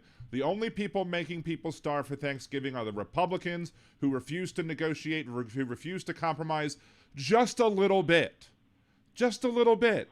Put the subsidies back into to the law of the land, that is the Affordable Care Act, and make sure that hospitals are covered in the condition where there are people who go to the emergency room in an emergency who are not insured, to make sure that they can get paid back for the covering people in an emergency, because hospitals are required to cover people in an emergency, because how the hell are you supposed to check if somebody has insurance or not? Do you take the time to say, hey, we're going to check to see that there is insurance available before we do give life-saving care, or are they just going to give life-saving care and then bill for it later? And if the person doesn't have insurance, if the person can't afford to pay it, then the government comes in and covers the emergency room costs for those people who can't afford to pay, so that the hospitals then don't spread that cost onto the rest of us, making all of our healthcare costs go up even more. So I'm absolutely not buying the bullshit that it's the Democrats who are at fault, because they want to make sure that people can continue to have health insurance in the new year, so fewer people die next year,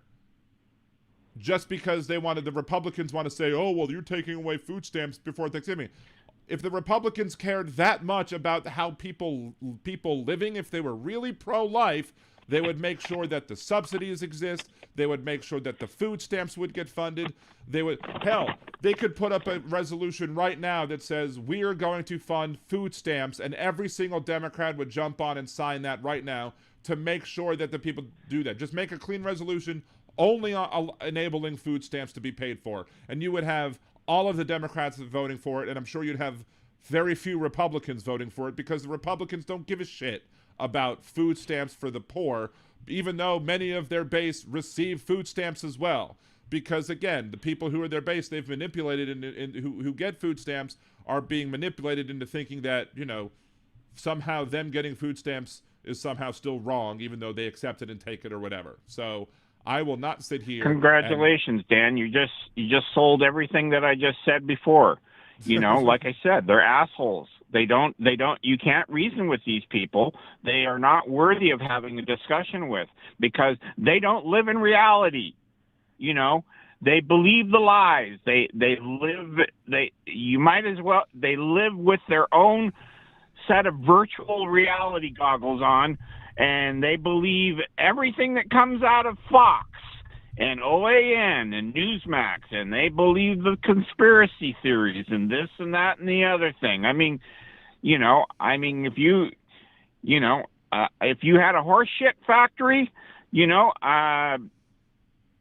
Fox would be there, the biggest consumer of it, because that's where it all is. And, how many times have I come on here and said to you guys are fucking nuts. You don't have fucking universal health care. How many times have I come on here and said this? You guys have been fucking around with this idea of Medicare for all for the last 40 fucking years, ever since Bernie proposed it. And you've been looking at us and going, oh, but look what they got up in Canada. And it's like, oh, they're all fucking communists. They live happy. It's a crime. Fuck off. Right. Exactly. You're not human. You don't believe in human decency. You believe in cruelty, and you justify it with these bullshit excuses, and you keep going over and over again. Well, if I don't get mine, then you don't get yours. And it's like, yeah, you know how that works? It's called fucking paying taxes, so that way everybody is fucking covered. I don't know how many times I have to scream it. It's not, being patriotic means not paying taxes. bullshit. That's the biggest fucking lie that the Republicans have been touting forever. And, you know, what has happened? You guys have given over almost all the taxable base that ensures government programs and allows society to run. That is now being defunded by the billionaires because they get the biggest tax breaks. They don't pay any fucking taxes. They don't do anything. And you say, oh, but they create all the jobs. Yeah, they create shit jobs that don't have benefits, that don't do anything. You know, I mean, I don't know how long you guys can keep fucking fooling yourselves. It's beyond frustrating. You guys keep doing this over and over and over again. You know, I mean, yep. I mean, it's crazy. It's ridiculous. And again, it's not just Republicans, though. It's, you know, some centrist Democrats, too, like Chris Matthews types who, like, berated Warren for her plan, but refused to accept the fact that the reason why you're paying more in taxes under her plan was because you don't have to pay premiums, so you're saving net less, and you don't have co-pays, and you don't pay for medication, and you don't. Oh, well, but that doesn't make any sense to me. Republicans keep telling me that it's communism.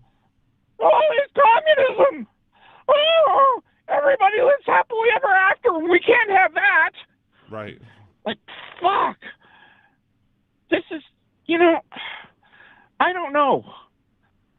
I really don't know. I literally have given up on you guys because, you know, I would say, come move all up into Canada and join the sane people, and you know, and we'll send you our conservatives, and they can go down there and live the shit life that you guys promise is better. You know, I mean, that's the way it is.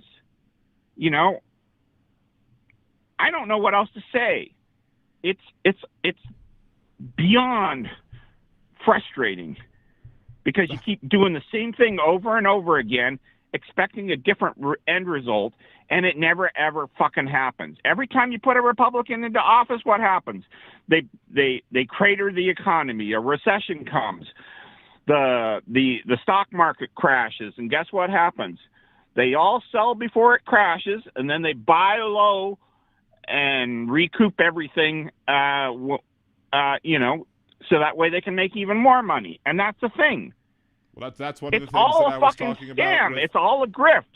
With Donald Trump's, you know, that's why I got crazy when everyone was calling Trump taco when he supposedly chickened out on the tariffs. I'm like, no, it's the same mistake that everybody made with Donald Trump and his bankruptcies.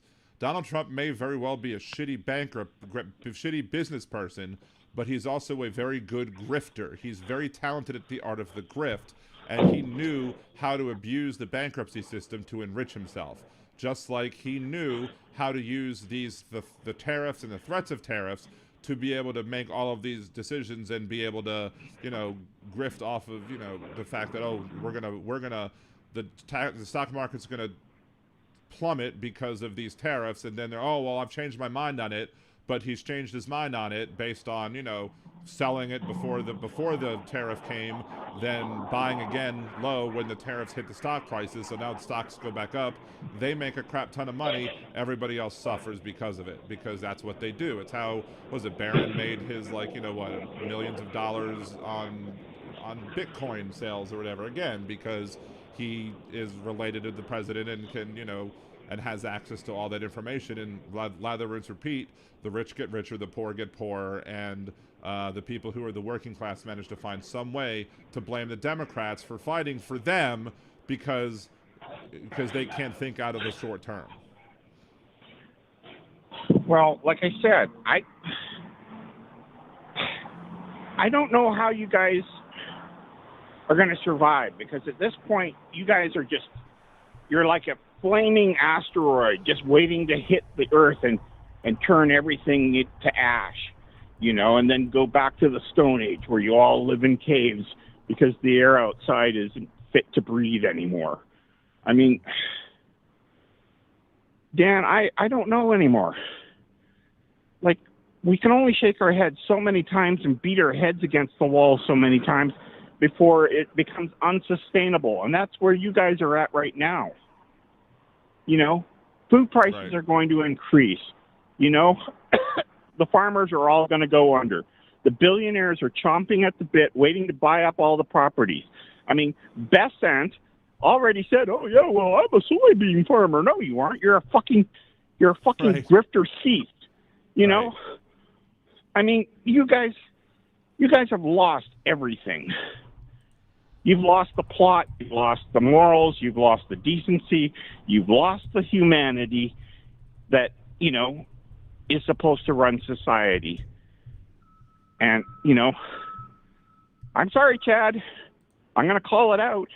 A spade's a spade. And guess what? You're a spade. And all this bullshit excuse that you use all the time, oh, blah, blah, blah, blah, blah, blah, is exactly what I just said. It's blah, blah, blah, blah. You know, it's verbal diarrhea. When you look at it, guess what? It's just shit in liquid form. That's all it is. You know, you can't do anything with it other than try to get it out of there and clean up the mess, and then guess what will happen? We have to all start all over again and hope that there's enough toilet paper to go around. You know? Here's my question that I want to know about, you know, because, you know, we brought up Trump's, you know, abusing bankruptcies, and, you know, also another thing he did with his casinos is he basically agreed to a price for what things might cost, and then after agreeing to a price that, you know, that he would pay for services at his casinos, then he would say, oh, well, I'm not going to pay you this one, and I'm going to pay you this lesser amount instead. And if you don't like it, you can sue me, but I have a whole shit ton of high-priced attorneys, and you don't. So therefore, you can either take the settlement, which is, you know, for much less than what we agreed on, or you can sue me and hope to get it back. What I want to know, all of New York knew what a shitbag he was, and that nobody would do business with him, and that's the thing.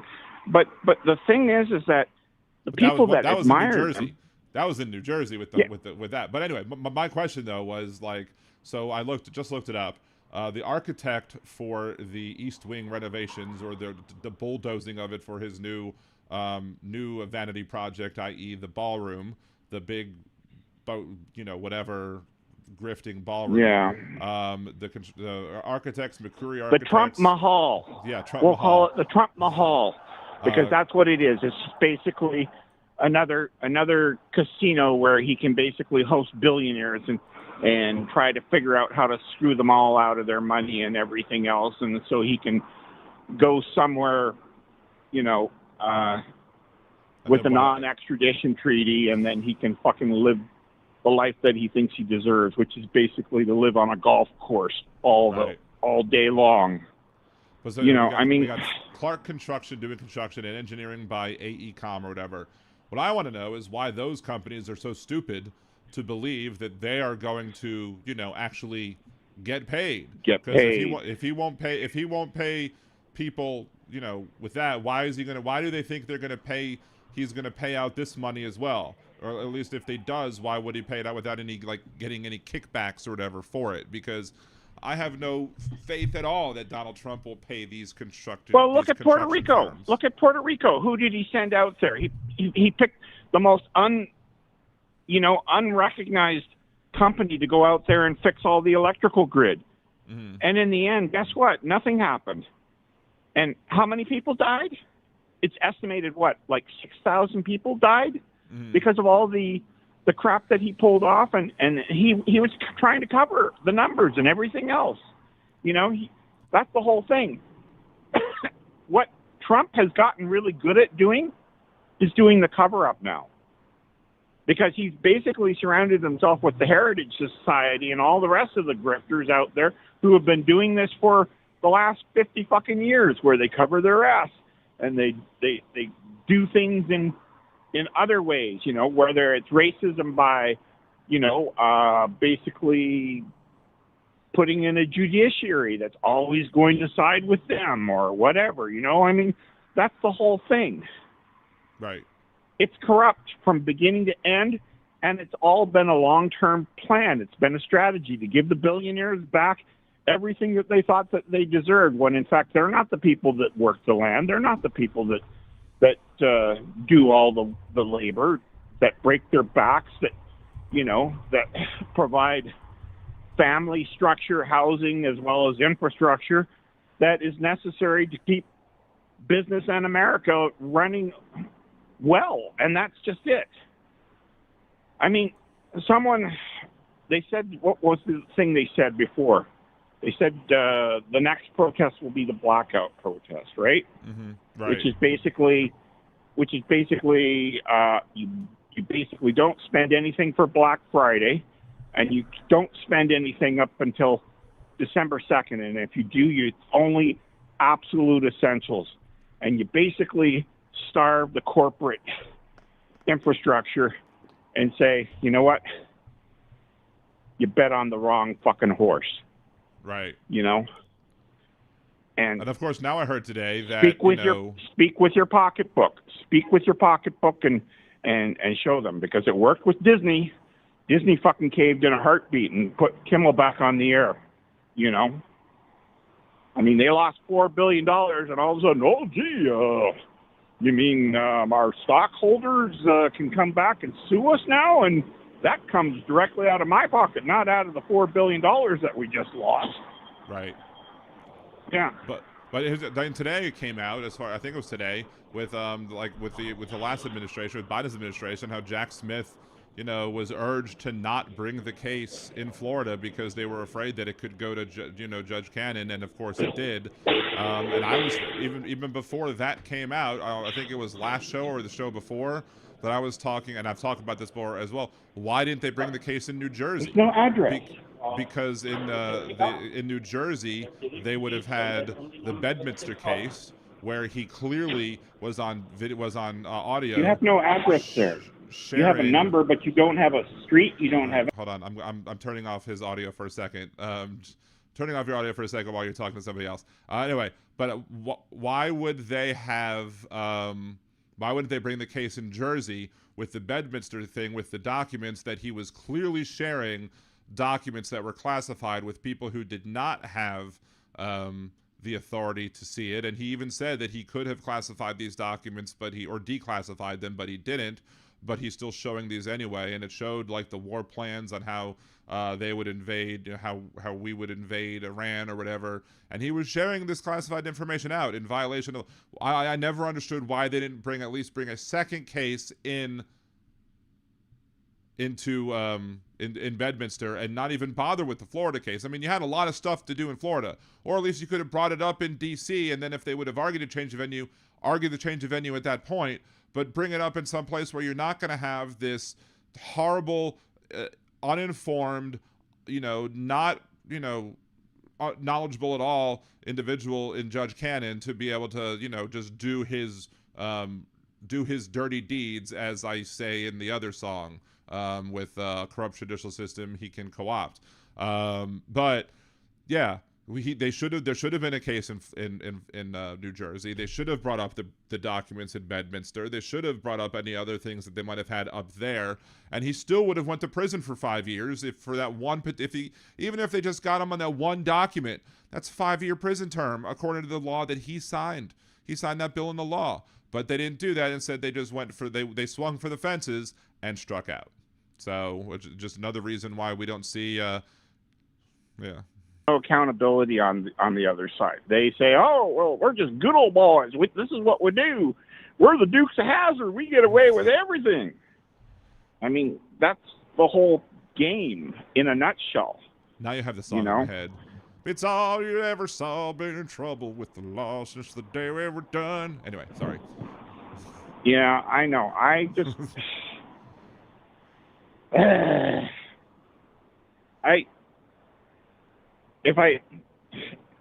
I'm lucky for the sake of I don't pull my hair out, because otherwise I'd be completely bald at this point. Yeah. Okay. Sorry. Still working. All right.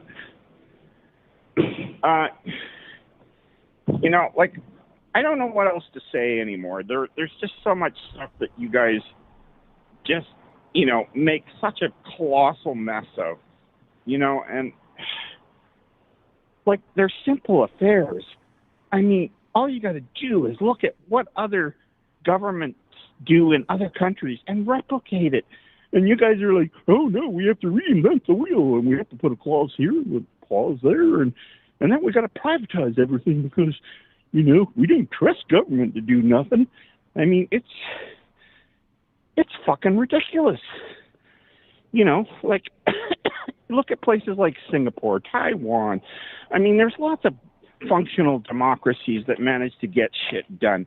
And you guys can't even fucking tie your own fucking shoelaces these days. I mean, it's disgraceful. It really is. You know, and the Republicans, but I agree to disagree. Yeah, I agree. You're an asshole. You disagree. That's it. You know, I don't know what else to say anymore. It's tough. You can't argue with these people because it's a waste of time, and they enjoy it. It's the same old thing. It's like wrestling with a greased pig. You don't get anywhere, but the pig fucking enjoys the hell out of it. And that's what Republicans are.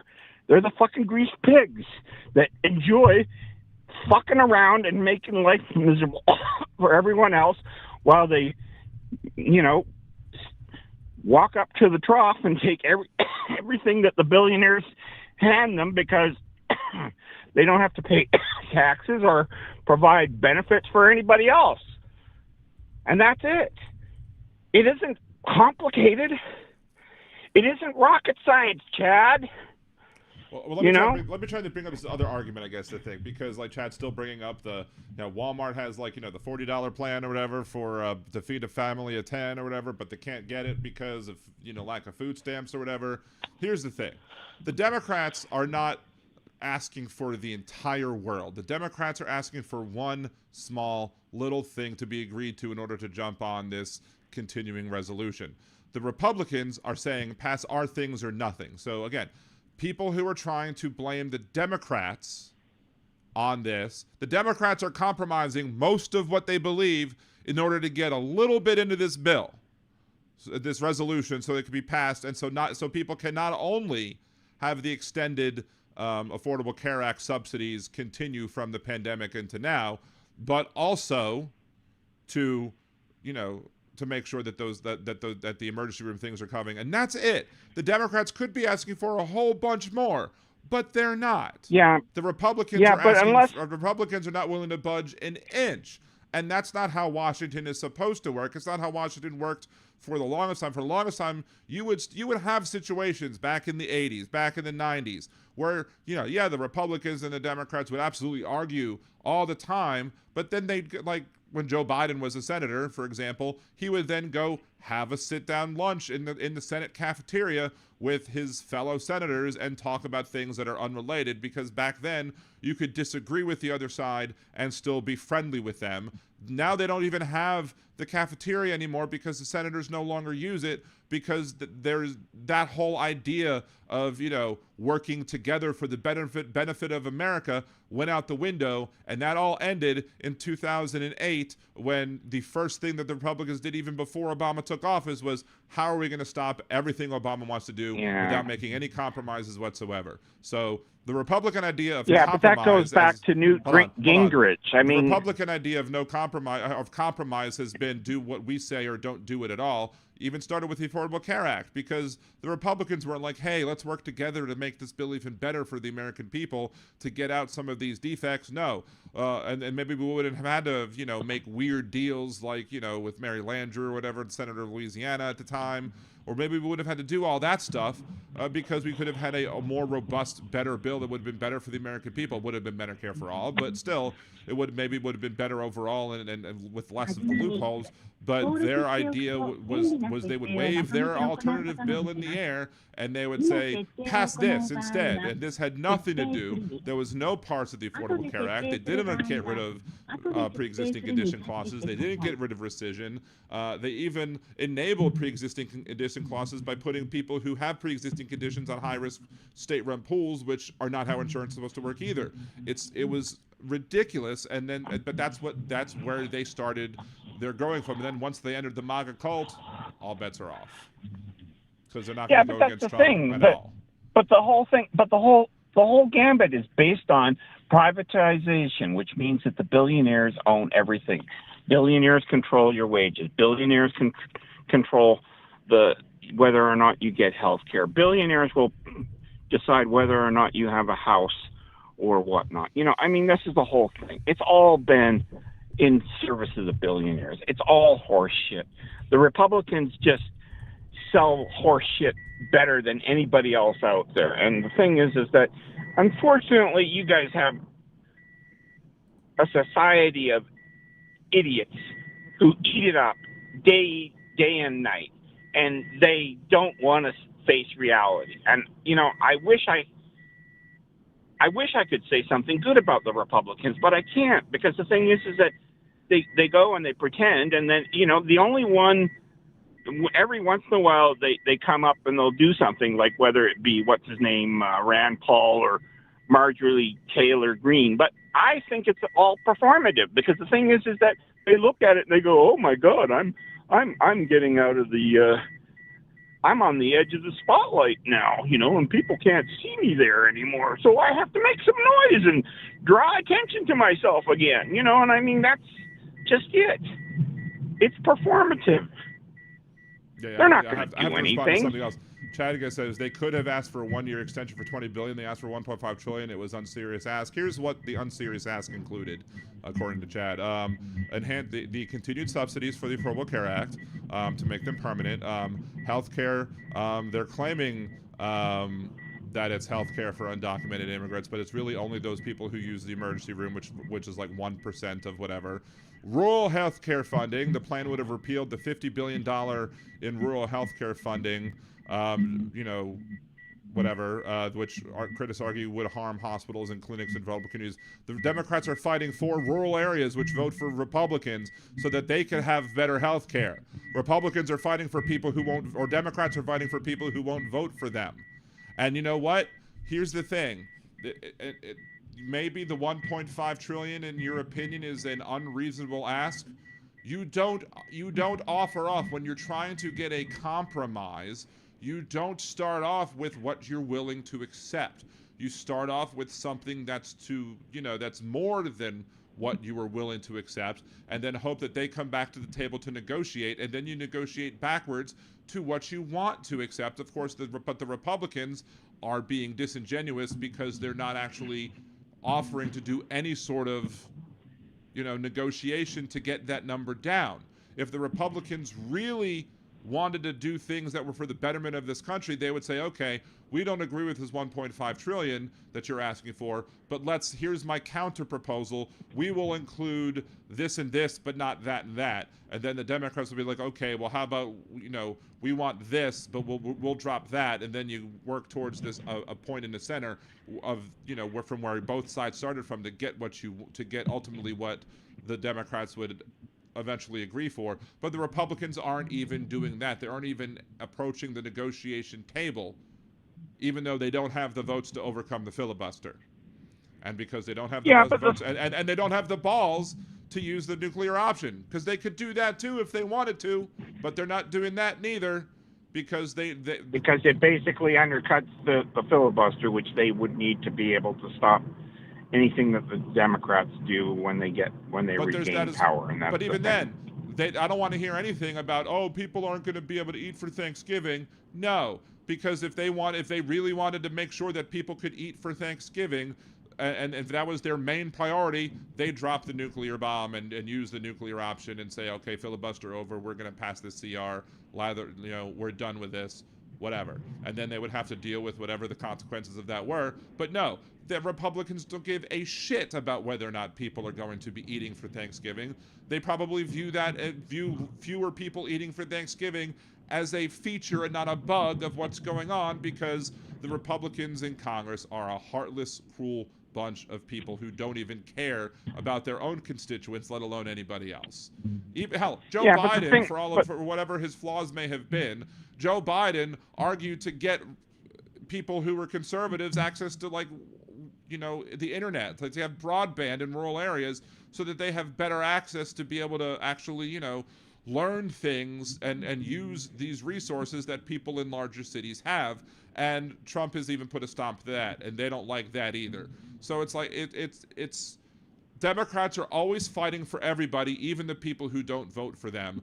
The Republicans are only fighting for the oligarchs and nobody else.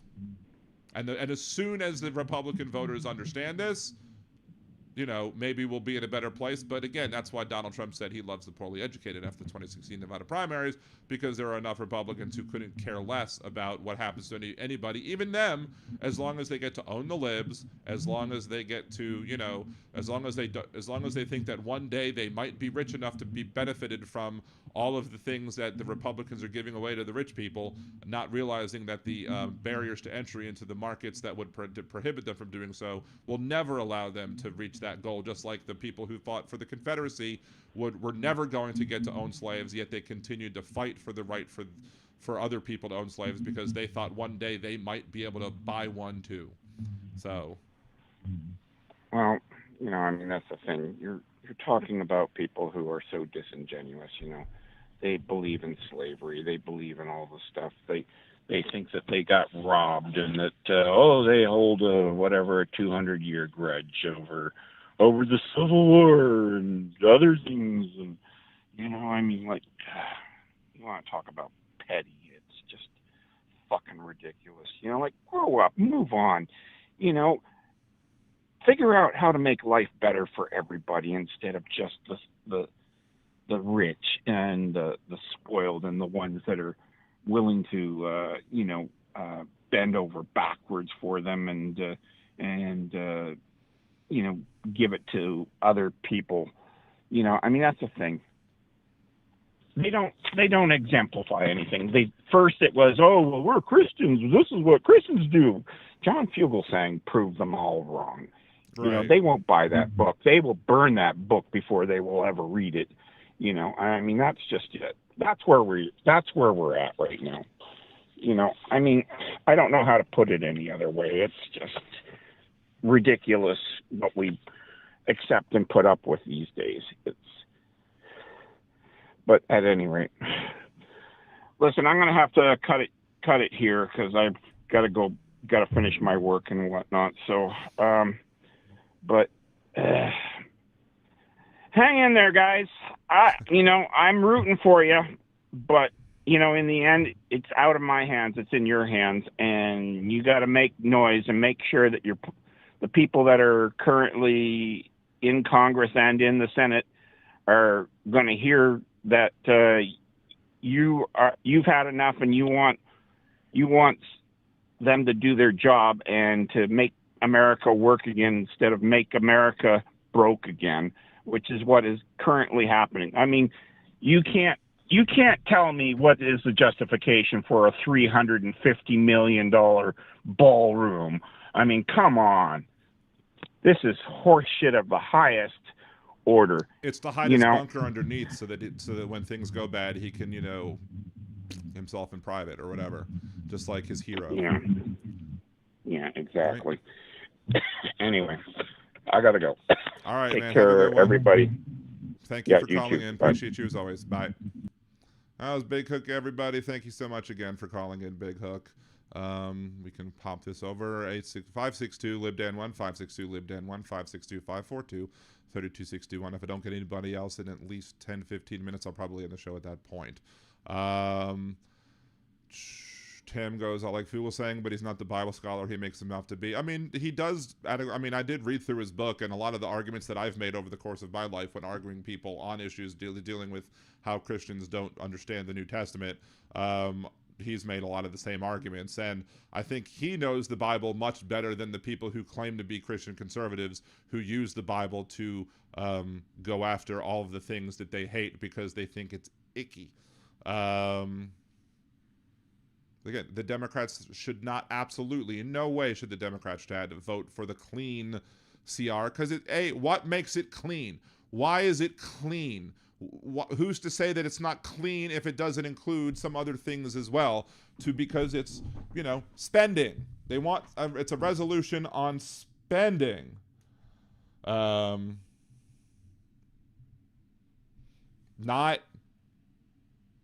just pie in the sky things. It's spending. It's stuff that we have been spending things on before. And the Democrats are like, look, if we're going to continue spending on these things to keep the government open, we want to continue spending on these additional things to keep the government open.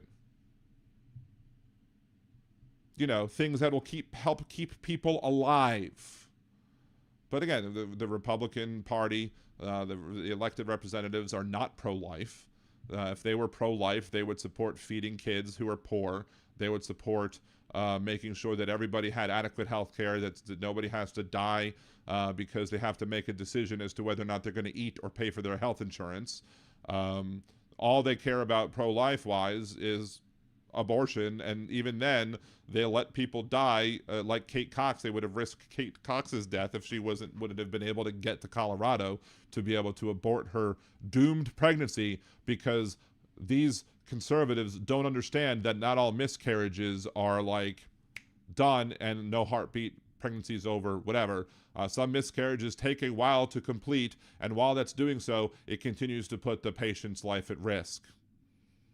But yet the Republicans will stand in the way of somebody saving their own life because the point where they are at is like, we're at a point where we could see like, oh, we are heading towards a cliff. We are a mile away from the cliff. Let's stop the car now. And the Republican people in the Texas legislature, Ken Paxton, the state attorney general, the governor of Texas, and all these other Republican politicians who support bills that are similar to that. Unfortunately, including John Bel Edwards, the Democratic conservative governor who actually signed a bill very similar to Texas's bill.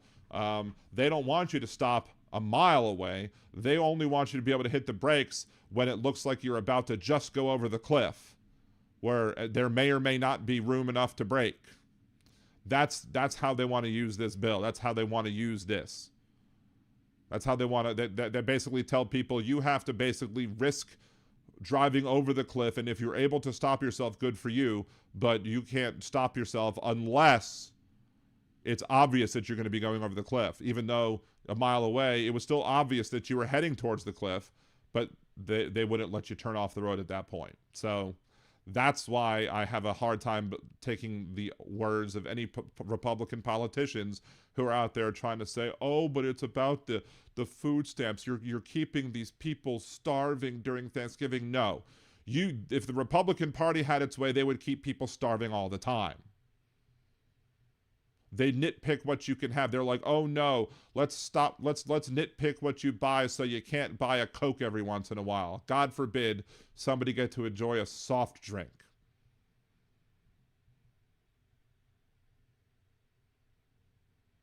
Chad, you were surprised they made such, what, the Democrats made such a dumb move? It's the only move that they have. And it's a move to make sure that, again, people don't die in the long term, from not being able to afford their health insurance subsidies.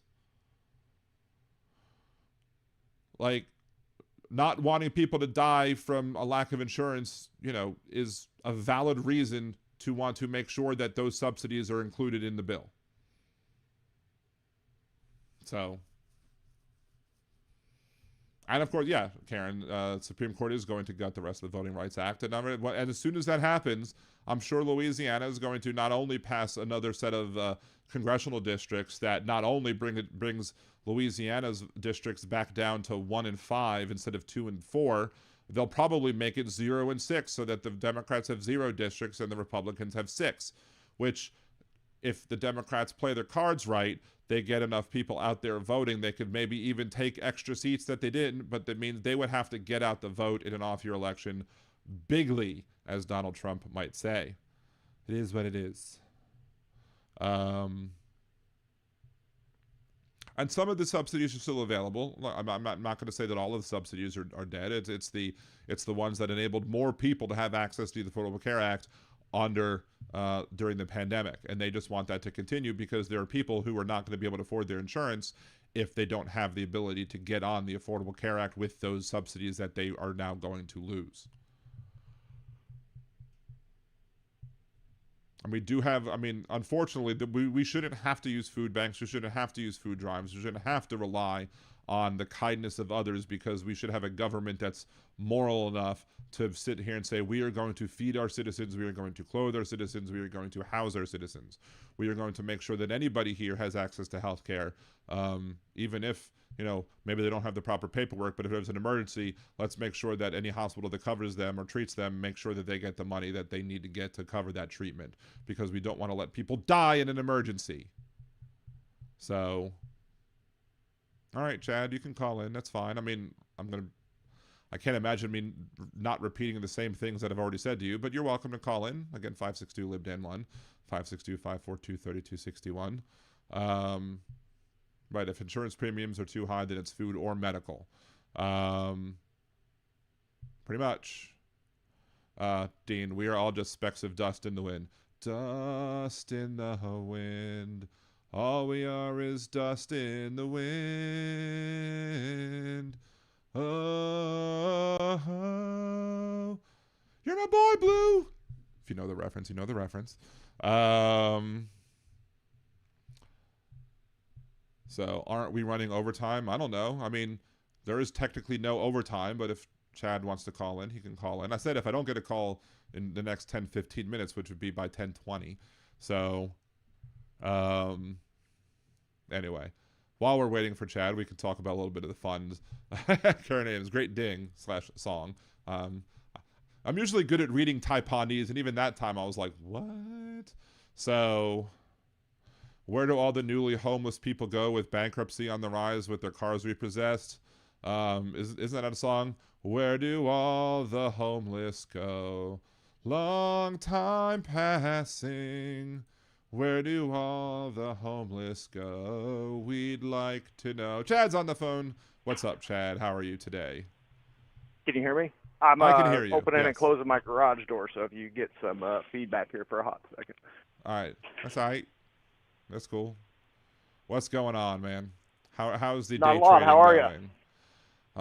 Could be better, but you know, it is what it is. I'm still struggling with the bills, and you know, having to cover 2 mortgages for a house that one of them that we don't live in because we need to try and sell it, and we haven't had any luck with that. And you know, other things going on, like you know, our flood insurance. I don't know if you heard my flood insurance story from the other day, but because the people in Congress changed the way rating systems work with flood insurance over the last 2 years, my flood insurance has went from $200 for a year to $400 for a year to $1,000 for a year. And if I didn't pay the $1,000 this year, the next, if I wanted to renew it and re-up it, it would have been $3,000. Yeah. It would have been $3,000 for the year, because apparently they're bloodsuckers for sure. Insurance is and not just like my life insurance that I pay has gone up 125% in the last 2 years alone. Car insurance, it's always been kind of high, but I would say on the positive side for your second home that you're trying to do, there's going to be a lot more interested folks in the next 6 months coming into the housing market because of the interest rate thing. So maybe there's a little glimmer of hope on that horizon. You know what I mean? Hopefully it'll come into a buyer's market. It's but hey, yeah. So instead of home, whatever. But the flood insurance is not even a I know. It's flood insurance is a national program, so it's the government that controls it, and the government's like, screw y'all, especially in in your dangerous areas. We don't want either you don't pay it and therefore we don't have to cover it, or you do pay it and it just is more. Well, you know what would work if we just went ahead and forced everybody across the entire country to pay $50 a year, even if you don't live in a flood area, to go on and contribute to the folks that do the flood thing. And that's be kind of the same concept as subsidizing healthcare. Maybe we ought to subsidize fucking flood insurance. Well, that's how pooling is supposed to work. You know what I'm saying? Well, yeah, but flooding's hard because there's not a lot of places that actually qualify, and the amount of damage that water causes is exponentially worse than, I would even almost argue, fire, because water can foundationally mess with things as well. You're talking underneath things and all of that. Sometimes a fire you can still rebuild on top of the foundation. So Tim goes, 2 homes. What are you, some sort of king, kind of Letitia James? I'm like, no, the second home is my mother-in-law's home that we inherited when she passed away. So we didn't anticipate or even want to have this house on our hands. It just happens to be on our hands because either we pay the mortgage every month, or they take the house away, and I don't Right. want that to happen. And at that because- point, yeah, yeah. you're better off doing exactly, because even though it might be a struggle, your ROI is still going to be better at the end. It's way better than struggling. I don't know about that. I don't know if we're actually going to come out ahead on this, but my wife also doesn't. My wife's also very stubborn and doesn't want to give it away to an investor who's just going to flip it on a steal. Like, you know, if you know, Well, we had that's one true, that too. was I like. understand. We had one that was like, we'll buy it for X, and it was like a little less than we would have wanted, but it would have been free and clear, whatever. We would have walked with maybe Right. like 25 grand or whatever with it, and then they went through, and then they're like, nope, we changed our minds, we're going to give you 65. And I was like, Right. no, that doesn't even cover the entire debt on the house. Like, and then it was like, well, I'll help you sell it. I'm like, no, if you don't believe in buying the house, why would I want you to help me sell it? Like, we're trying to avoid Right. having to pay a real estate agent so that we lose even more money when the house gets sold. So anyway, it's a mess. Yeah, whatever. and the mess is too is that you're trying to dip your toes into an industry of sharks that are struggling anyway because of what the housing market has been as of late, which is still doing fine on the high end for people that have the money and all of that, but BlackRock came through and swooped up shit tons of property foreclosures and stuff like that. In turn, I think they probably bought them. They're holding on to it and they're renting them out. They've taken them alone have taken off so many permanent residents from the market for people to be able to build equity and all that stuff. And that's Right. a whole nother long conversation that I actually think we would agree a lot on, to be quite frank. Potentially. But all right, so what's up? So I don't know, man. I guess I want to ask you, how do you feel, on what earth do you feel like this shutdown is caused by the Republicans? I think I've laid it out pretty clear. It's just that It's not. the Republicans are unwilling to budge on any sort of compromise. The Democrats have compromised a whole hell of a lot and said, we'll accept this as long as you add this little bit to it. We'll accept everything else that's shitty that they disagree with. So What do you mean shitty that everything that they disagreed with was part of the one big beautiful bill, not this continuing budget from last year that they've Right. continually And voted they the had same no- thing 12 different times. Let's argue this from before the shutdown happened, okay? So now let's step right before the shutdown happened. Speak to me of what leverage means. What leverage do the Democrats have before the shutdown happens? they have the ability to filibuster and block anything from if it can't be reconciliation, they have the ability to filibuster. And so And I'm not the brightest, and filibuster means basically not going on to do the enough votes to get the 60 in order to pass the continuing resolution. Is that what you're Correct. referring to as a Basically, filibuster? yes. There's no requirement to get up there and actually do a filibuster because they've kind of done they've kind of all agreed that as long as you say they're going to filibuster, that you put it onto a separate track and just deal with it so they could deal with other things and I guess go on with other business, although there's really no other business going on right now. But Did they know about this increased potentiality in the last continuing resolution, where they would have had way more time to actually faithfully negotiate before some kind of a November deadline that pops up where people just see their numbers in the mail? I think, could you agree that would have been a more prudent time to maybe talk about something like this? I mean, I don't remember If the they were last that time concerned? a continuing resolution popped up, but I mean, I know that 3 months ago, maybe 2 months ago, 3 months ago, right, something but I like guess that. perhaps, but I guess they figured that to not. They I guess they Don't figured they rock the could boat. pass the last continuing resolution. They still had time to debate this stuff, so they could. this continuing resolution was only 2 months out, right? And when was that debate? So now the debate, this stuff, when does that normally happen? It normally happens right now while they're doing reconciliation on the budget that they have to do for the following year that gets voted on in November. Right. So actually, in all honesty, what they did now everybody that's the House, and I don't agree with the House going away and doing all that, but it is what it is. But what I'm saying is that now you have this group of people that aren't even in Congress to be able to be working on the thing they're supposed to be working on right now, the budget for next year. That's due in November, and they're not there to work on that, so they're actually taken away from the negotiating process where it was supposed to be negotiated. It wasn't supposed to be negotiated on a CR that has been done the same for the last 12 times. and the leverage, what the leverage equates to, it's not, it just happened to be that way. No, I didn't even know about the SNAP benefits thing, but the leverage equals, there's 70% of all SNAP recipients, roughly 69 point something, are Democrats. 30% are Republicans. They're fucking their own people. Now, if it's to rile them up and to get a generation of people to look back and remember their food stamps got taken away, their insurance went up, so now I, for sure, if I didn't hate Donald Trump before, we're going to believe it was him, and I hate him, and it's a vote in 2 years, maybe I could see that as the only win out of this. But come the fuck on, you think Trump and the Republicans are going to cave on this, or do you think they'll let the motherfucker rot for 6 months until the Dems cave? Because that's what it No, is. I don't think they're going to cave at all, but that's why I'm saying it's the Republicans' Exactly. fault. So how long does the Democrats go the Democrats before are saying, they have to? They're going to have to cave. We're willing to agree with you to But continue the Republicans resolution. aren't. Well, that's the fault. That's who's at fault. That's They all I'm knew saying. the fault is the Democrats knew this before they did the shutdown. The only reason they did it was to show fight to the base. They already knew that Trump and the Republicans were going to cave. And if they didn't, you and I can both agree they're fucking idiots. If they thought they was going to shut the government down and it was going to somehow give them power over Trump, please make that make sense. Well, then isn't it the same for the Republicans? The Republicans knew that the Democrats weren't going to not fight for these things, and to basically say that here's the point where they were going to stand up and fight for, you know. Well, why didn't they just all vote no then on the continuing resolution? Why didn't the Republicans just say, fuck it, we want to fight, we're going to vote no, we got the majority, good luck? And then why didn't all the Democrats vote yes and all the Republicans vote no with that logic? They all voted yes. There's Democrats voting yes as well. Wait, and I think there's one Republican voting. What are you talking about? Why didn't the Republicans all vote no on this continuing resolution? Why would they? They would vote yes because they want. Well, if your premise is that they wanted to shut the government down, they could easily shut the government down by voting no themselves on the continuing resolution.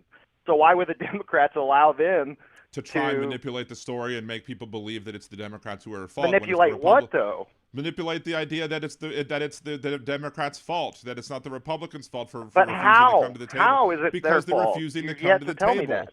They have control of the government. After they shut the government down, you're telling me that the Republicans refused to come to the table after the Democrats shut it down. Is that what you're saying? After the Democrats refused to drop their filibuster. Shut it down, whatever adjective you want to use, right? So when the Democrats filibustered the continuing resolution, which filibuster also leads to all the government shutdown, the layoffs, the people not getting food, the whole 9 yards, Republicans, Democrats, everything. It hurts fucking everybody, which is the worst fucking thing in the world. You're telling me that it's the Republicans' fault because they won't come to the table after the Democrats shut it down. They won't come to the table to so that's the negotiate reason. to stop the filibuster. And the so that's the reason that the government shut down. So what you're saying is the Democrats shut it down. No, I'm saying that the Republicans are choosing to not negotiate, and they could have prevented. They're choosing to not open it back up, right? They're choosing to not open it. If the Republicans wanted the government open, they could either do two things. They could use the nuclear. They don't, dude. They don't. That's the point. We all know that. Did you think they wanted it open before the Democrats shut it down? Or are they evil or are they good? Which one are they? I don't think the Republicans wanted it open because even Donald Trump himself said that there are benefits to the government being shut down. That he believes there are things that he can do during a shutdown. And Schumer said that our position is getting stronger.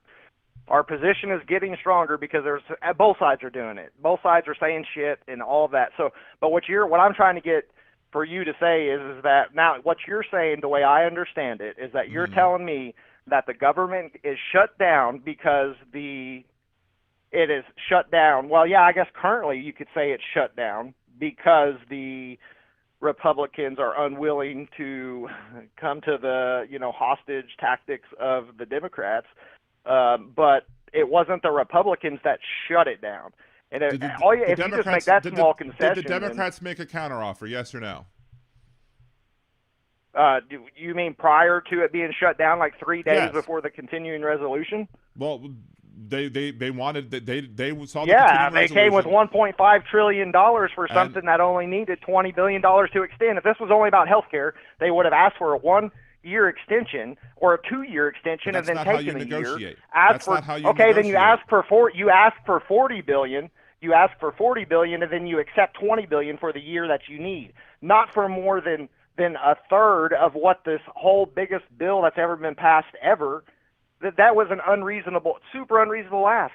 And your Well, premise if it's unreasonable, is that if it's okay, but unreasonable, wait, you're filibustering. You are filibustering Yes. yourself. Now, let me go back and say, but if it was My that bad. unreasonable, then the Republicans could have come first and say, okay, we believe that's an unreasonable ask. We will offer this in to be able to open the government back up again. We'll offer this. We'll add. They didn't. They're not willing to add anything to it. No, they did. They said that we, this is too much, but we're willing to, during the normal course of business, through the reconciliation That's not of a the compromise. budget that's upcoming. No, that's why is that a compromise? That's basically telling the Democrats to give away all their power on the belief that the Republicans will do the right thing. So the Democrats used their power and did what? Filibustered, which means, AKA to real people, shut the government down. No, filibuster doesn't shut the government down. Filibuster means it stops the legislation from passing.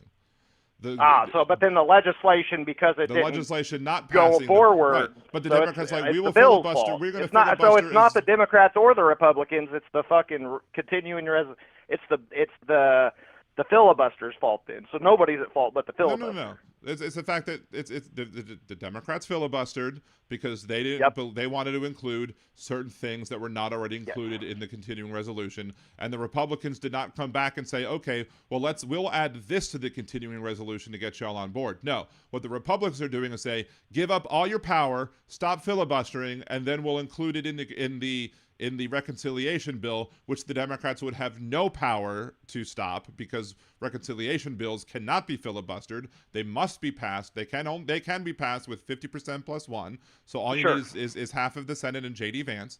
You don't even need all the Republicans on board for that one. And then why would the Democrats give away their leverage? Like the Democrats would have no way to guarantee that the Republicans will keep the word. And why would they believe that the Republicans will I don't know why. The problem is that you're using leverage like they have. Let me ask you this question. If the roles were reversed and the Democrats said, stop filibustering and we will include what you want in the new budget, and we'll have that, do you believe that the Republicans would believe them? Who would the president be a similar person to Donald J. Trump in this scenario? Would he be the left's version of a Donald J. Trump? Because I'm going to tell you right now, if there was a dude, if I was on the other side of Trump after all this shit, you've seen everything, the news, everything, all the capitulation, fucking everything, and you mean to tell me that the Democrats thought the smart thing to do was to fucking filibuster to have negotiation with somebody that clearly told you we're not going to fucking negotiate with you. We'll take more shit away from you, actually, if they let this happen. Like, that would be a shame because that gives me more power. And, hey, I'm on the Republican side, so I'm probably going to fuck with the Democrats. He literally told you before they shut it down. And I know it's awful. I'm not saying that's right. I don't agree with that as being right, but I'm telling you the facts of what the fucking country's going to see and the stupidity that the Democrats thought they had leverage. They don't. This does do something for the base. I give them that. Like, it puts some fire and all that. But really, they probably fucked themselves more because I'm telling you, this ain't going to go on more than another 7 fucking days. I don't see how it's happening. Not after the Democratic fucking Union came out. It's going to be dominoes. But that's the thing. You're trying to say that it's just for the base, and I'm saying what they've asked for doesn't even include things that includes things that doesn't benefit the base. It includes healthcare funding for rural areas, which predominantly vote for Trump.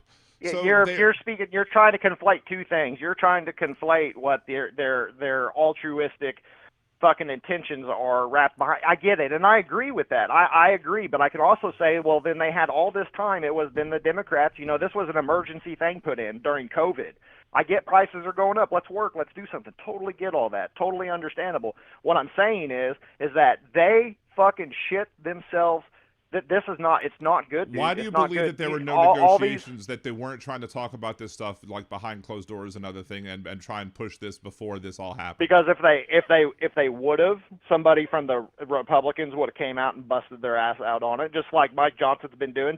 Schumer's already been trying to make make it quietly seem like he can kind of get the fuck away from this. And I'm telling you, it's not. This was not something.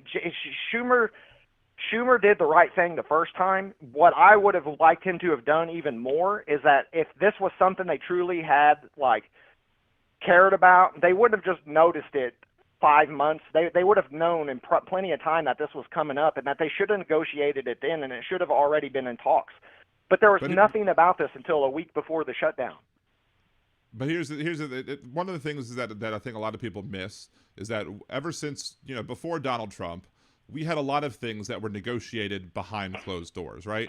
Where Donald Trump though, bro. Come on. But look, after Donald Trump became president, everything was done like out in the open. Like, Donald Trump was was talked about everything possible. Nothing was kept really secret. It was just everything was all done for the show. And then Biden came along, and Biden started doing some things like when it came to like the Israel-Palestine Hamas issue, and was actually doing things behind the scenes, and because he didn't want to do like all the negotiations out in public like Trump did, so people were just assuming that Biden wasn't doing anything because he wasn't doing it all out in the public. There are still plenty of politicians who will do things that don't, and they don't have to make it a big spectacle. But sometimes things do have to be made into a big spectacle when you have one side of the aisle that have shown that they are unwilling to compromise, and one side of the aisle showing that they are willing to compromise. So in that case, whenever there is a side of the aisle unwilling to compromise, the smart thing to do is to shut a government down and starve people and expect them to fucking compromise, dude, and then not expect Chuck Schumer to cave. I mean, come on, you just made my whole point. Well, I mean, I don't have any faith that Chuck Schumer is not going to cave. My whole, because I don't believe, I have my problems with the Democratic Party and their inability to be effective negotiators, to be clearly, I've criticized the left and the right in this show as well. You've heard it. My point is that and that's why I respect you. When I'm looking at this from the political commentator type of point of view, when I'm looking at it like this, and I'm saying, hey, here is one side who is willing to come to the table to negotiate, and here's the other side who is unwilling to come to the table to negotiate, I am going to blame the side that's unwilling to negotiate for the lack of negotiations. No, I agree with that. Let me tell you how I think about that, right? Okay, so now let's talk about the hyper-aware folks and percentages. Let's say people hyper-aware of politics. I wouldn't consider myself hyper-aware, but I at least know enough, and my numbers are usually pretty fucking accurate. I think anytime you've ever checked me, I've been pretty on point. And I think also when you've made points that I've discovered myself to be wrong, I've said, oh, wow, I didn't know that. I appreciate that, and let me learn some more about that, okay? So let me tell you the way that I look at this. You got your hyperactive people. 56% of those people are going to blame the Republicans, and 40% are going to blame the Democrats for the hyper-aware, just because that's the way the ecosystem of media works. They still have their adjectives, their spin that they put on things. General population, 60%, 65% are probably going to blame the party that's in power because they're ignorant to what in the fuck is going on in the world. So they just, like you said, they're just going to assume that's the party in power. That's your everyday folks, Then you got your percentage of the population that go three fucks about none of it. Everybody's at fault. Fuck the government. And then you got the fucking truth of the matter, which is the fucking Democrats filibustered and shut the government down to fucking have negotiations with a group of people that, from your own accounts, are not negotiable with, and people are going to suffer through the holidays for it. Not cool, bro. Not fucking cool. But I get where the percentages are going to land, but where my numbers skew. Let me tell you where this all gets fucked up. The second the Democrats cave, it is full on Democrats' fucking fault. And Trump knows that. He's when the Democrats cave, I'm going to shake my head at them, and I'm going to be very loud and vocal and vociferous and against as them. you should, and I will too. Because why the fuck do this if you were going to cave? They should have the nutsack that Trump has. He's going to ride this bitch till the fucker burns. I don't agree with that. I don't, but I know that that's the facts of the matter, right? The fucking Democrats don't have nuts like that because most of them actually do care, right? A lot of and most Republicans do care, regardless of their disgusting things that they do from their framings of whatever side and whatever issues they take. People don't want people to fucking starve. People don't want people to die. If there were more Republican politicians that cared, there would be more pushback against things that Trump does. If they're unwilling to put... Bro, they care, but Trump's balls are too big. You can't go against the Trump. Just can't do it. It's not a winning fucking formula. It worked for Biden. Biden won, but that was because of mail-in votes and that we got to allow fucking retards in the population to vote. Please don't use that as a. Oh, my bad. Well, I didn't mean to use that. I do apologize for the R word. I take that back. That was disgusting. It was very disrespectful. I'm just a little amped up in bro mode. I apologize. Do not realize the reach. I'm just a guy in my garage right now, and I'm speaking that way because that's where I'm geographically located. I do greatly apologize for saying that word, and if I offended anybody. I just it's not something that I but allow my on my personal sentiment is still the Facebook page. same. It's not something I allow here, whatever. No, So, and I apologize greatly. Okay. My bad. I really am sorry. And if you need to boot me or ban no, I'm me not or going to boot you anything, at this I point, but I understand. do want to move on. I mean, I don't think we're going to get any further on this conversation as it pertains to Sure. who it is to blame. But let's pop some of the other things out there. Let's to get some, All right, gauge your opinions on Sure. The shooting missiles or whatever at boats in the international waters without any evidence that they are actually drug runners. Well, that's not true. You had a Democrat come on to CBS the other morning who verified that he was in the skiff. The only thing that's not true is that most of those boats don't have fentanyl. A lot of them have it's probably cocaine and stuff like that. And I don't even think it's actually so much about the drugs. It's more about where they're coming from and letting those people know that we're not fucking around. And then once you get outside your territory, you either comply or we fuck you up, basically. But should they be shooting them down, shooting the boats while they're in the national waters, or should they be waiting for them to enter our waters in order for it to be whatever? Well, it depends on what fact you're looking for. If you're looking for, listen, yeah, you can do it that way, and you can bring people in and this, that, and the other, and use sources and methods, but I think the message is loud and clear to the countries that it's coming from. It's not even really about, it is about the drugs, and unfortunately, he campaigned on the drug thing, so it's a good cover, but really it's just a power move to let those folks know that, we ain't fucking around with you, and here's international waters. But does fentanyl even come from Venezuela or whatever? Does fentanyl No. Right. So then how do those boats have fentanyl? Very little. So how is anything going to have it's fentanyl? It's not, and that's what the Democrat, and that's what's going to come out of all this. What the big argument will be is, well, you said that we were I'm going to do a big hook. Well, you said that we were doing it because of fentanyl. Well, there was only cocaine on them boats that were coming out of the gosh dang Colombian forest over there, and I just God dang it. No, it's not about the drugs. Big Hook's is that'll better, be the big thing. Yours is I know close, he is. Big Hook's is That's all love the Big Hook. I fucking get a kick out of him. I'd have a beer with that dude, and I think we'd have a great time if he could actually, if we could not talk about politics. We would actually probably get along pretty well. He's got a good head. He's very insightful, actually. Okay, what about misguided? I feel, but. What about insightful. the deportation of the now 100+ cruise ship workers out of Norfolk, Virginia, who had legal paperwork to have them work on the cruise ships in this country?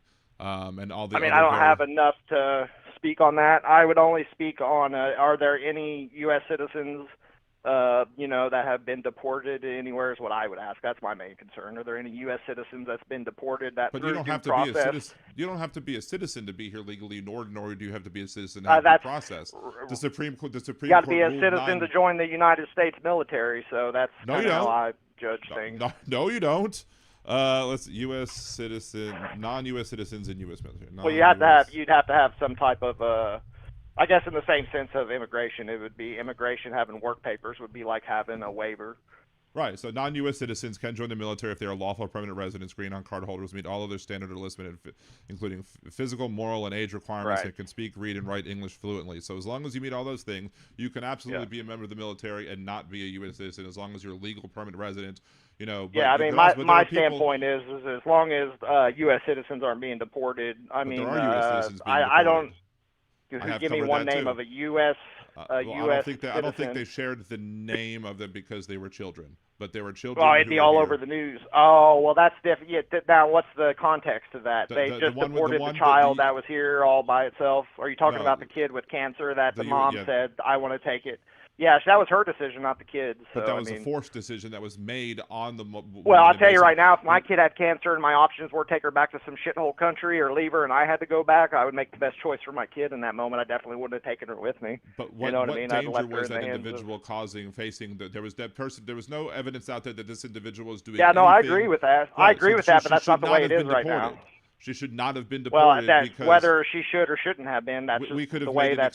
Donald Trump has the pardon power. He pardoned people who attacked cops on on January 6th.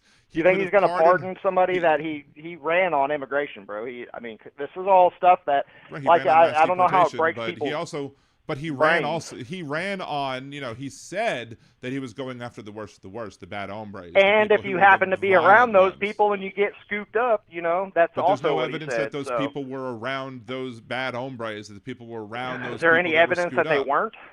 You got evidence that they that's weren't? Not how. That's not the how cruise ship work. workers are. Like you don't.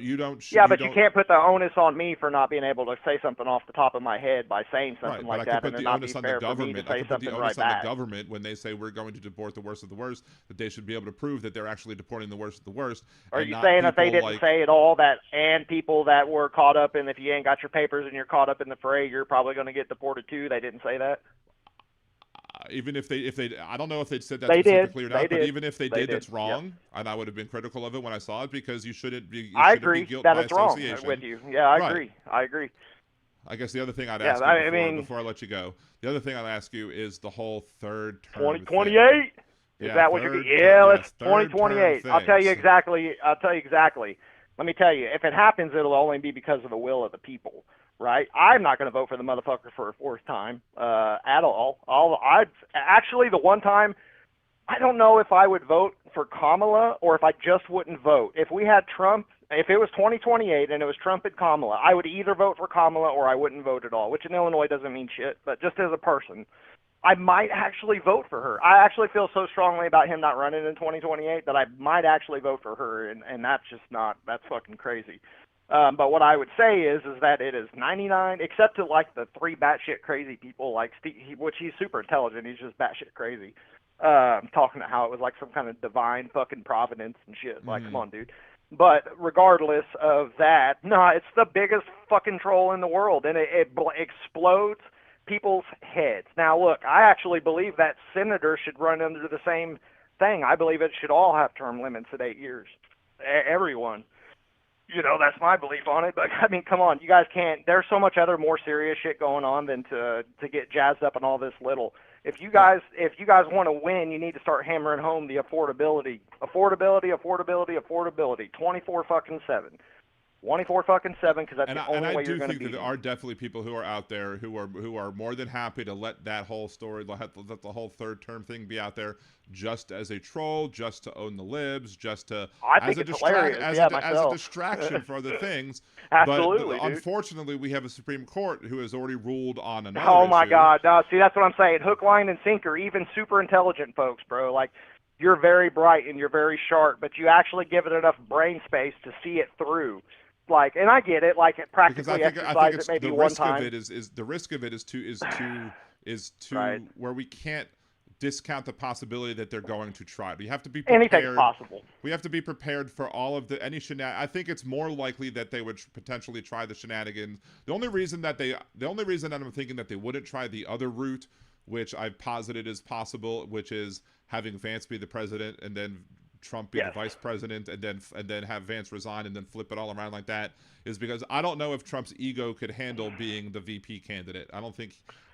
No, he's a narcissist, and actually that's his winning attribute as the president of the United States, in my opinion, because his narcissism is tied to what he thinks history will look, and he wants to be seen as the most successful #1 president of the United States of America. And in crazy fucking take, I think he has a 50-50 chance.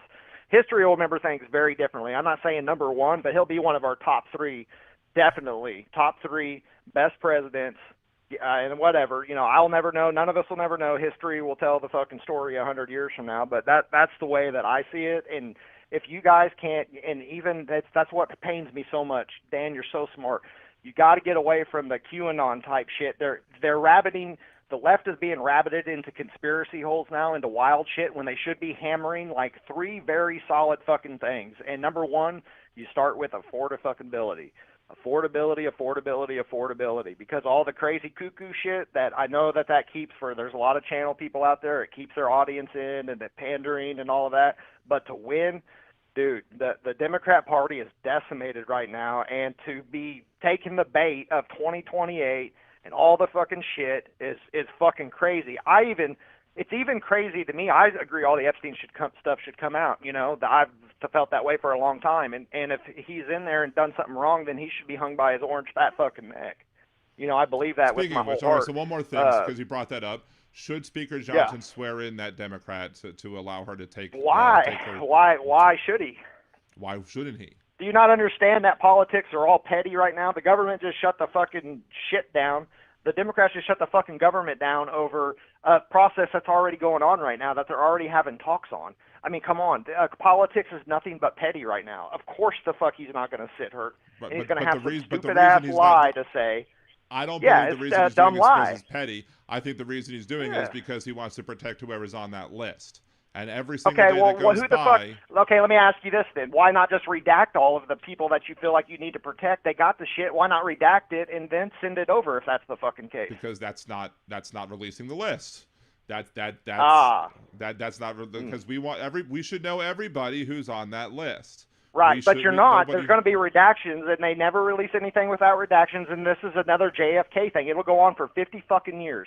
And if you guys get caught up in the sauce, if you think for a second that there is evidence in there that's going to be the smoking gun against Donald Trump, and it's going to come out in the next 3 years before his fucking presidency is over, whenever a Democratic and Republican Justice Department have had this shit, longtime bureaucrats have rifled through all of this shit, and nothing has come out. Bro, I'm telling you, you're wasting if you want to beat these motherfuckers, you're wasting your energy in conspiracy land. It's not conspiracy, it's possible, but that's not even not the way. This dude ain't even going to live that long. I don't even think Trump will probably make it until the end of his fucking term, honestly. We agree it's on not that, looking the best. We can at least agree on that. Right? But, This you know what I'm saying? He definitely ain't making it another 4.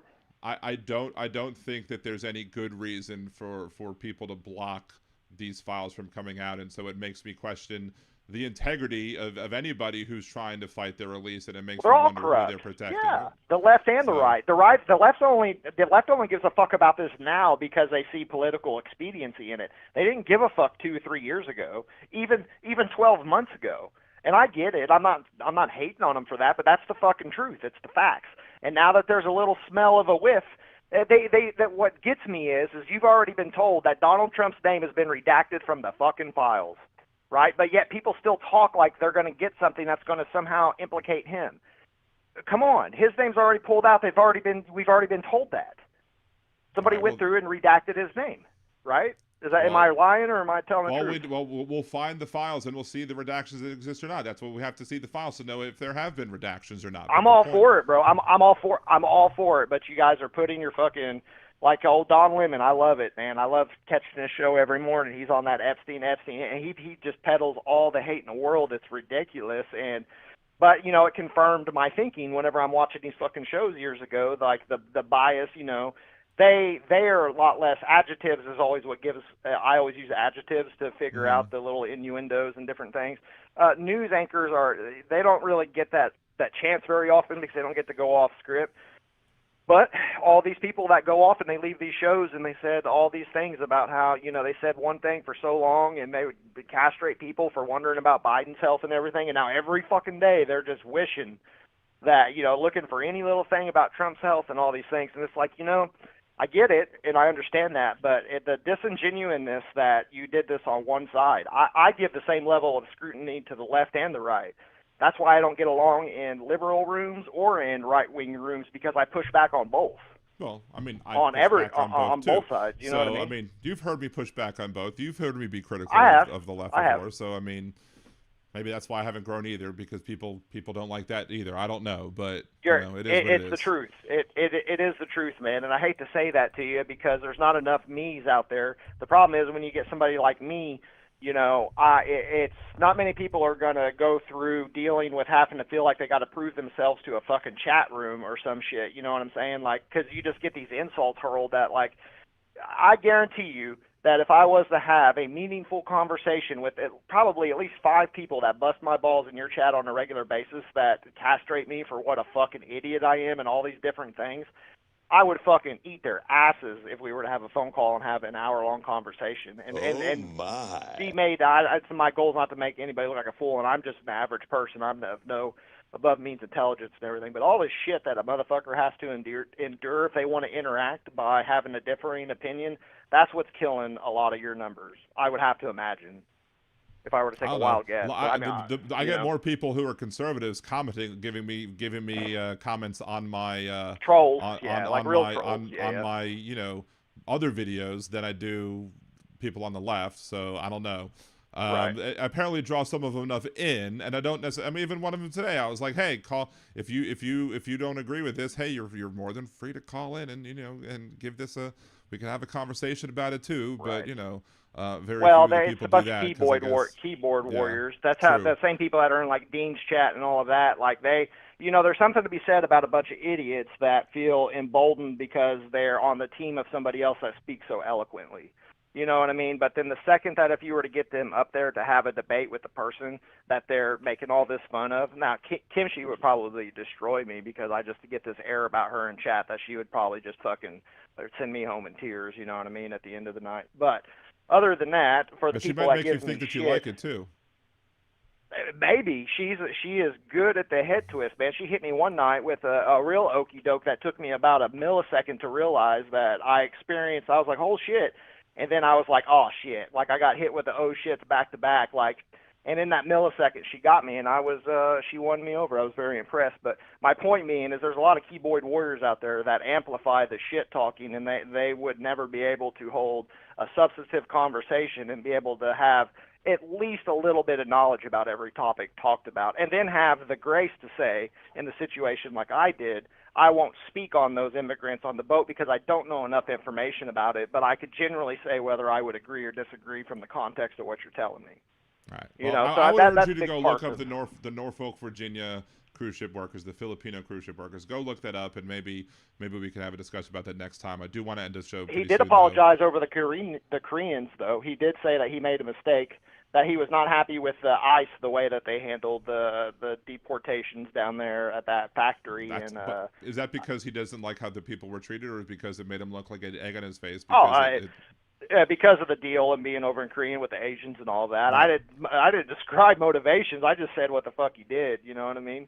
Regardless of the motivations. So I mean, that should be point proof right there. Like if there were enough, honestly, the saddest part about this is if Democrats right now would swallow the biggest fucking shit pill of their lives and say, you know what? Let's go and talk to this man about every little thing that we want. Let's do what we know it takes to get a deal. You guys could probably get way more shit, and he's probably way more on the Democrat side than he ever was on the Republican side. He just knew he could win on the Republican side.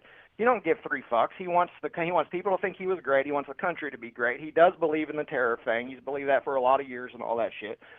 It's just also silly to me, man, and it's all because people harbor hate, which is a much more seated, usually childhood issues and shit like that. But that's where I kind of disagree with you, though, because I don't think he actually wants America. I think he's just all selfish. I don't think he wants any. I don't think he's narcissistic. Yeah, I think he uses the whole "Make America Great Again" thing to get the patriotic, the people who believe themselves to be patriotic, at least, to be on board with what he wants them to do. But then he still does. I mean, again, there are plenty of people who slowly come out and be like, oh, well, he just screwed me over, so F him. He wasn't supposed to harm me, and he did. And as people get harmed by him, they're going to learn, but not enough of them are going to learn, I don't think. But anyway, thank you for calling. Appreciate you for calling. All right. in. It was good talking to you. All right, you have a good one, man. All right, you as well, man. Have a good night, brother. You too. Bye. All right, so that was Chad, and again, we welcome all sides to call into the show here. Obviously we disagree on a whole bunch of things, but I mean, we could at least do it in a manner that is not, where I'm not gonna scare people off or whatever. No, if you cross lines, you cross lines, and when he crossed one line, I was clear about it that you're crossing my line, and therefore I don't support those words, and he apologized for it to his credit. So again, and hopefully nobody does it again, and if you do it again, there's, if you say it in chat, Mod's gonna delete the comment. You say it multiple times in chat, and Mod's gonna probably mute you if I don't do it first. But good on you for understanding the fact that that I quickly didn't like it, and that you as long as you don't do it again, we're cool on that issue or whatever. But anyway, it's almost 11 for a show that I didn't do any prep for. I think we did pretty good for a show that we didn't do any prep for. So 2 phone calls, and we will. I don't know if tomorrow I'm going to go live on nerdydan.com or not. We may. I don't know. We're going to see how. I'm trying to do as many things as possible that I would be able to do. with my working knees at this point that I wouldn't be able to do for the next 4 to 6 weeks when I'm hobbling on my replaced right knee. So if there's a possibility that I might be able to do something tomorrow that I wouldn't normally be able to do, maybe, or that I wouldn't be able to do during that time period, I'll probably do it instead of the Nerdy Dan stream. Not many people. I mean, pretty much the only people that come on the Nerdy Dan stream are Jolie, Aaron, and Andrea to begin with. So I'd appreciate them for doing so. But if other plans come up, I'll do that. But I'll still see you Wednesday night, 8 p.m. Central, here back on liberaldanradio.com or twitch.liberaldanradio.com. Either way, we'll get you there as well. And yes, 250 kilo ohms. Attacking mail-in votes is definitely, it's weird. There's no evidence that mail-in votes are actually causing the harm that Trump claims that they do. But he's still going to rail about them, just like I was doing, a hoax thing. The song, the mail-in ballots. He's used mail-in ballots himself. But now he wants to ban them for each and every one, but he doesn't believe the results unless it's him that's won. So anyway, thank you, Dean, for saying it's a good show. Thank you, everybody, for joining along with the show. Thank you for Big Hook and Chad for calling in. Thank you. It was Michael for the $10 super chat. And also thank you, Aaron, for being Liberal Danimal for 21 months. Thank you for your support that way as well. There are people who are Patreon members who do need to get their shirts, and we'll work on getting those shirts out to those members who have been supporting the Patreon levels that do come with shirts. And we'll try and be better to giving thanks to all the people who have also been supportive of the show. I need to figure out how to get all the Patreons on like a show scrolling list like Hal does, and once I get that done, it'll be easier. Maybe that has to be done via like Stream Elements or something. I don't know. We will see. But yes, Witchy Woman, Kimchi, blessings all, have the day you voted for. And, and let us all hail and worship the goddess Kimchi, again, for the goddess that she is. So thank you, Aaron. Thank you, everybody else. Have a great rest of your night, and we will talk to y'all later. Peace. Gather round, everyone, and I'll tell you a tale about an orange-faced buffoon who should be in a jail. When people say he's done something that goes beyond the pale, he will shake his head and give this answer without fail. A hoax, he says it's all a hoax. When at a press conference or with misspelled keystrokes, he says he tells no lies and that he never jokes. Confronting with the truth, he'll say it's all a hoax. A modern Don Quixote, he hates the windmills, claiming to protect the birds and whales he says they kill. But don't believe that story, it's really just a shill. He just did not want to see them wild golfing on Scottish hills. A hoax, he said it's all a hoax. When at a press conference or with misspelled keystrokes, changing a storm path with black marker strokes. Confronted with the truth, to say it's all a hoax. Casting mail-in ballots is something that he's done. Now he wants to ban them for each and every one. He claims it's for integrity in each election, but he won't believe the results unless it's him that's won. A hoax, he says it's all a hoax. When at a press conference or with misspelled keystrokes, he'll fool you with distractions like real sugar in Cokes. Confronted with the truth, he'll say it's all a hoax. He promised to release all the Epstein files that caused all the MAGA base to react with smiles.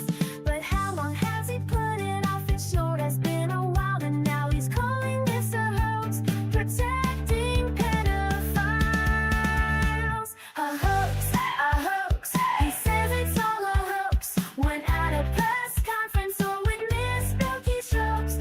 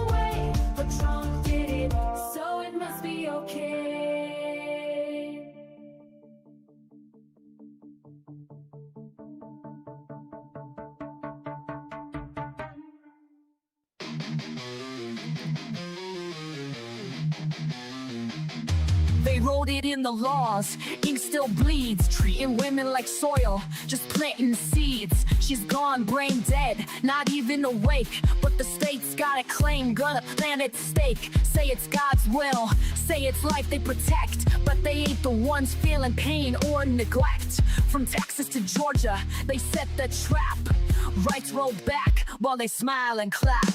Gilead's here, this is true. Hey MAGA fools, they'll come for you too. So I'm gonna jet, see you later. I'm not gonna be a baby incubator.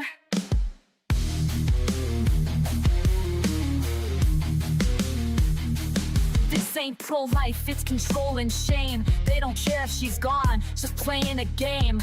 Keep her hooked to machines, cold and still, just a vessel to them, not a human with will. No consent, no voice, no chance to resist. Just laws in place, written with a clenched fist. Hospitals scared, judges playing God.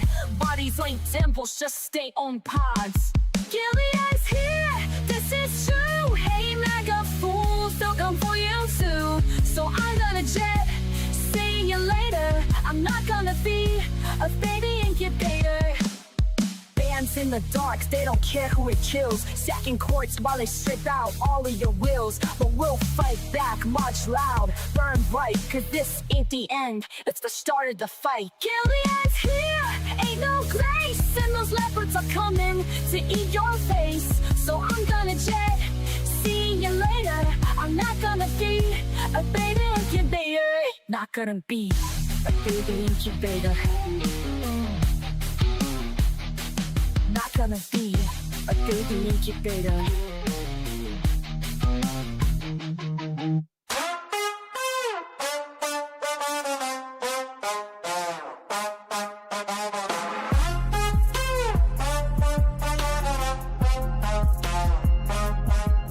Obama and Bush's pictures got hidden, obscuring the past, history rewritten. Hung in a hallway where no tour can see, confirming his unending fragility. If Trump can't see it, you must not exist. That also includes the Epstein list. Object permanent, a milestone missed. If Trump can't see it, he must not exist. The testing was the line that he said.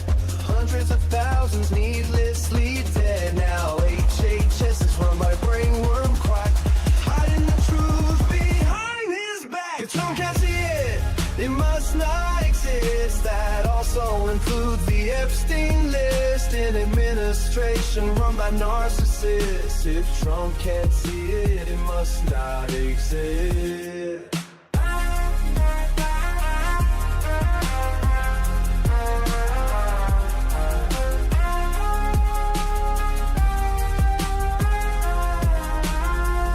Of documents stacked floor to the wall, top secret folders in a bathroom stall. Charges were pressed, but the case was dropped. A corrupt judicial system he can co-opt. If Trump can't see it, it must not exist. That also includes the Epstein list. He'll swear it's fake news, a liberal twist. If Trump can't see it, it must not exist.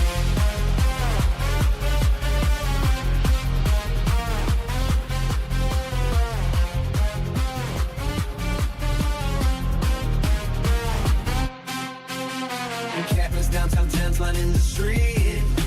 Invisible people that power won't meet. Hide them away so the cameras can't find it. Proof of a system that's cold and unkind. A payout in secret, an NDA sign, an illegal bribe. Michael Cohen fine.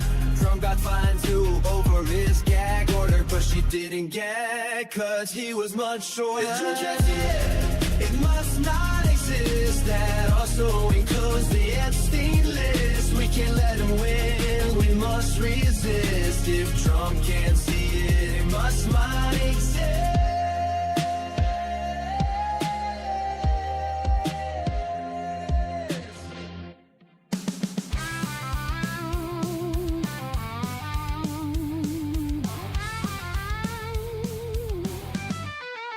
The creative director at WGSO had a little something he thought you should know. When Dan picked on his bits, Steve got real gruff. So Steve called Dan a flake, called him liberal dandruff. Steve thinks that his lines are really clever, but when do people ever like him? Never. Liberal Dan's got better lyrics, this is true. Listen and you'll feel like I do. Liberal Dan, his show is great. Liberal Dan, he goes live at 8. Liberal Dan radio, it's the best, 'cause Liberal Dan's head and shoulders above the rest.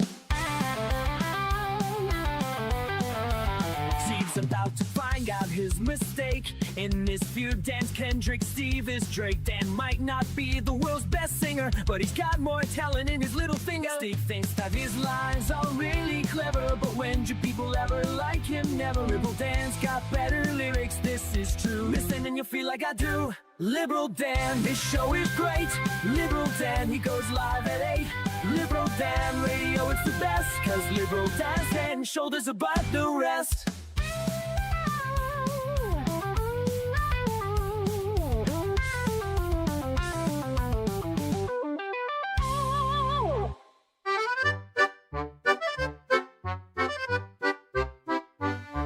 I ache for the touch of your lips, dear, but much more for the touch of your whips, dear.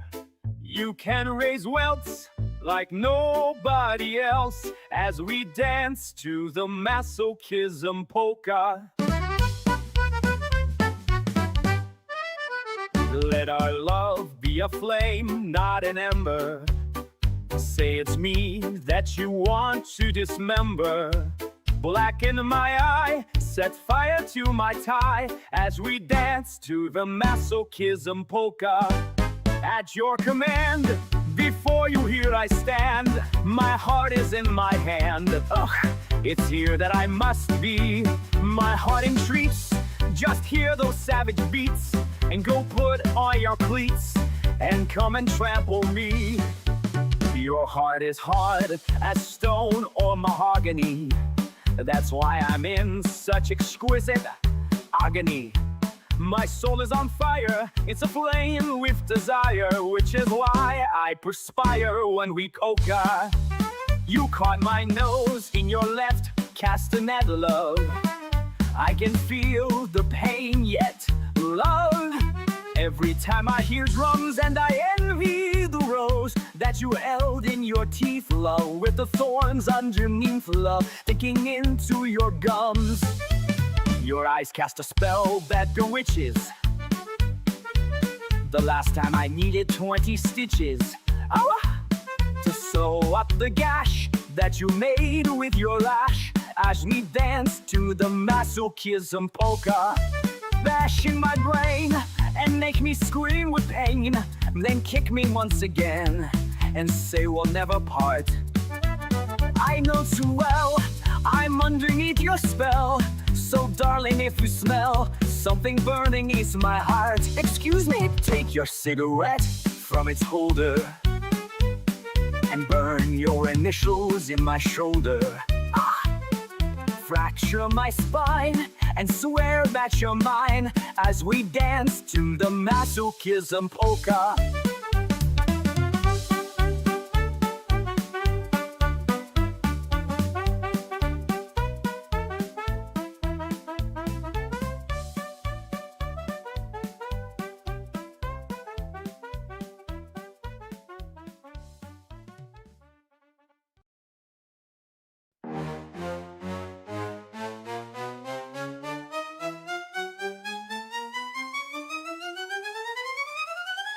First you get down on your knees, fiddle with your rosaries, bow your head with great respect, and genuflect, genuflect, genuflect, genuflect, genuflect, genuflect. Do whatever steps you want if you have cleared them with the pontiff. Everybody say his own. Huey, hey, Alea Sone, doing the Vatican rap.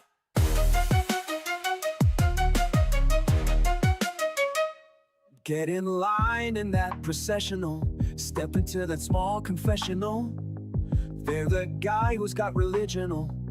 Tell you if your sin's original. If it is, try playing it safer. Drink the wine and chew the wafer. 2, 4, 6, 8. Time to transubstantiate. So get down upon your knees. Fiddle with your rosaries. Bow your head with great respect. Genuflect, genuflect, genuflect. Make a cross on your abdomen. We're in a row, do like a Roman. Ave Maria, damn, it's good to see ya. Getting ecstatic and sorta dramatic and doing the Vatican rap.